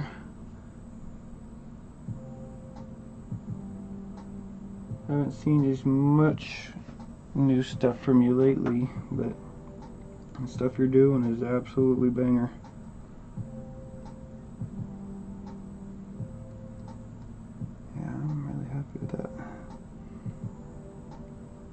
Doing a Medusa piece right now. Nice. And do you have a, I can't remember, do you have a full-time like day job, or are you able to paint full-time? Working on larger canvases. Nice. Yeah, that's what I've been trying to do lately as well. So I did my big dragon painting. Spent like 2 months on that thing. I spent about a month and a half on this one as well. You're struggling if you're relying on art? Oh. Dude, I'm telling you. Go to Comic-Cons. Go to Comic-Cons. That's where the money's at. Like, just start sending out applications to anything nearby. Because I think you're in Texas? Am I right?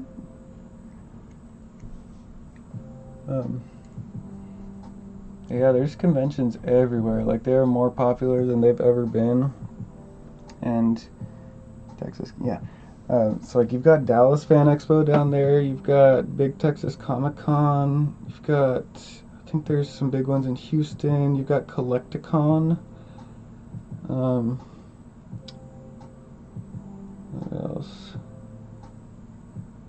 Don't do Fan Expo New Orleans. I was thinking like what's nearby Texas. Don't do Fan Expo New Orleans. That one was garbage. But like apply for Fan Expo Denver. Like Denver is a really solid show. Like that's where the money's at, and people would love your stuff. Like me and you paint very similar stuff. I guess you're more focusing on like mythology lately, but like any of your fan art and like your Mind Flayer piece, people would love that at Comic Cons. But dude, like I don't say this to brag, and anyone who knows me like knows that I'm real open with my numbers and whatever, but like my average convention I'm bringing in, like a bad show for me is like $2,000 to $3,000. That's bad. Like if I'm making less than $5,000 in a weekend, I'm usually looking to not do that one again next year. If I make less than $5,000 in a weekend. My good like average ones are sitting around like for an actual like big Comic-Con, not just something small like filler. For an actual good big Comic-Con, I'm looking to make like at least $7,000 to $9,000. Exactly. And the good ones, my good Comic-Cons are doing over, 15 to 18,000 in 3 to 4 days, by the way. So 3-day weekends. My good Comic-Cons are like that $15,000 to $18,000. And then the really good like S tier shows, I have two. Denver is close. C2E2 was really close. I have like 3 S tier shows. 2 of them, like Denver and Chicago, are both like, those are really high expenses. So even though I made like 19,000 at those, my expenses were really high. So I brought home like 13 or 14 at each of those. But like, just I can't imagine trying to make that much at my day job that I used to have. Schedule. Like, bring your family with you. Take a vacation to Indianapolis. Take a vacation to Salt Lake City. Pay for it with the show. And freaking make money. Cause yeah, being away from home is tough. But like, I have a friend who he has a wife and a kid, and he just had another kid, and he still does shows full time. Worth trying 1 or 2, yeah. Absolutely would. And I'll help you out. I'll help you like price your prints. That's one of the biggest things, pricing prints where they'll actually make you money. I'll show you where I get my like display stuff. I'll give you my links to the shows that I go to. Like, I'll let you know when applications are open. Like I want to help other artists get where I am, because the only reason I'm where I am is because I took advice from other people who told me the same things. So yeah, I just always want to help out my fellow artists. Oh, now I really goofed up my tripod.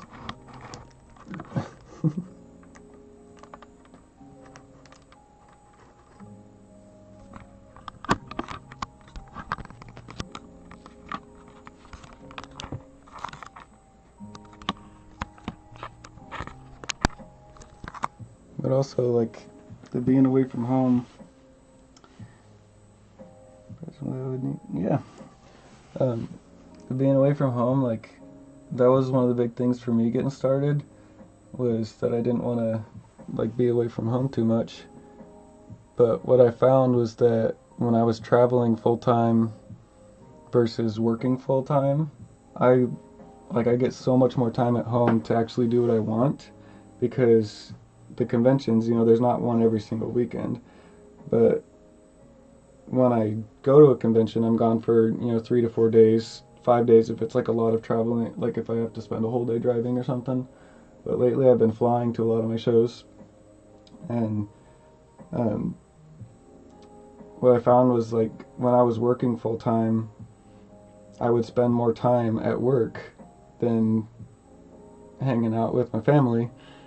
Whereas now, like because the shows are spaced out apart from each other, I'm spending more time with my family and doing the things I enjoy because I get to be home during the day. Whereas like the day job, I was working 12 hours a day, and I'd have a lot of commute time, and so it was a lot of like time being away from home. And yeah, when Shannon comes with me, it's a lot of fun.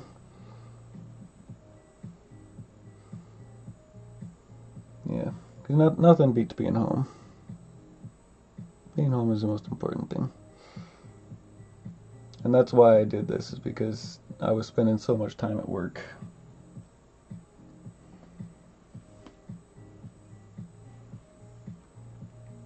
And now I'm getting to the point where I'm getting stuff down to a system so hard, and I'm meeting the right people and making the right connections. Like I have a friend in Pennsylvania now who like goes and does shows for me, and now I'm making passive income, and I get to pay my friend to go and sell my stuff, and my stuff sells itself. Like, you know, good art, you just need to get it in front of people, and so I just pay him a percentage on commission of like how much stuff he sells. I'll be like, all right, you get this percentage, and so he goes and he gets to make money, and I'm just making passive income so that I can be home painting more. And so like that's what I'm working towards, is getting like maybe one or two more guys or gals out there. Like I'd like to get someone over on the West Coast. What's up, Luke? Be like, hey buddy, you can go sell my stuff for me. And then I'd like to get one more person kind of like Midwest that I could have drive to shows for me. And then I would just go to like the really big ones. So, like I would prioritize personally being at like Denver, Salt Lake, Chicago. Once I get into San Diego, once I get into Dragon Con in Atlanta, once I get into New York Comic Con, like those are the ones that I'll personally go and be at. And then most of the others I'll just like pay my friends to do it, and I'll just like fly in for a day or two if I really want to be there, or if not, I'll just stay home and do this. And that'd be awesome, because yeah, being home with family, that's what's most important. So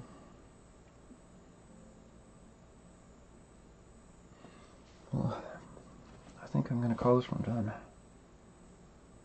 I think I'm gonna do it.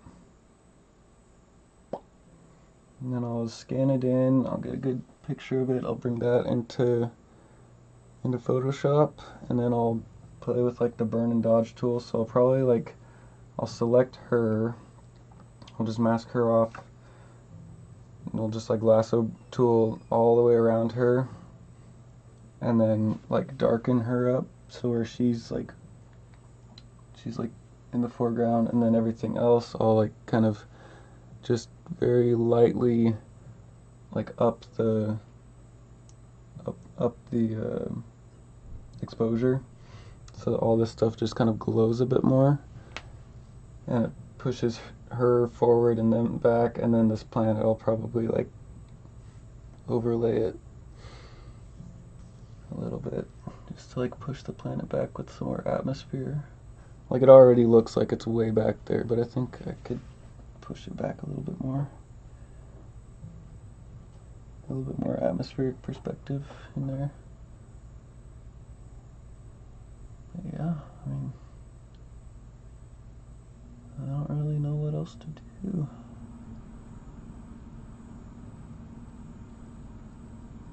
So it's going to be cropped in to right about here.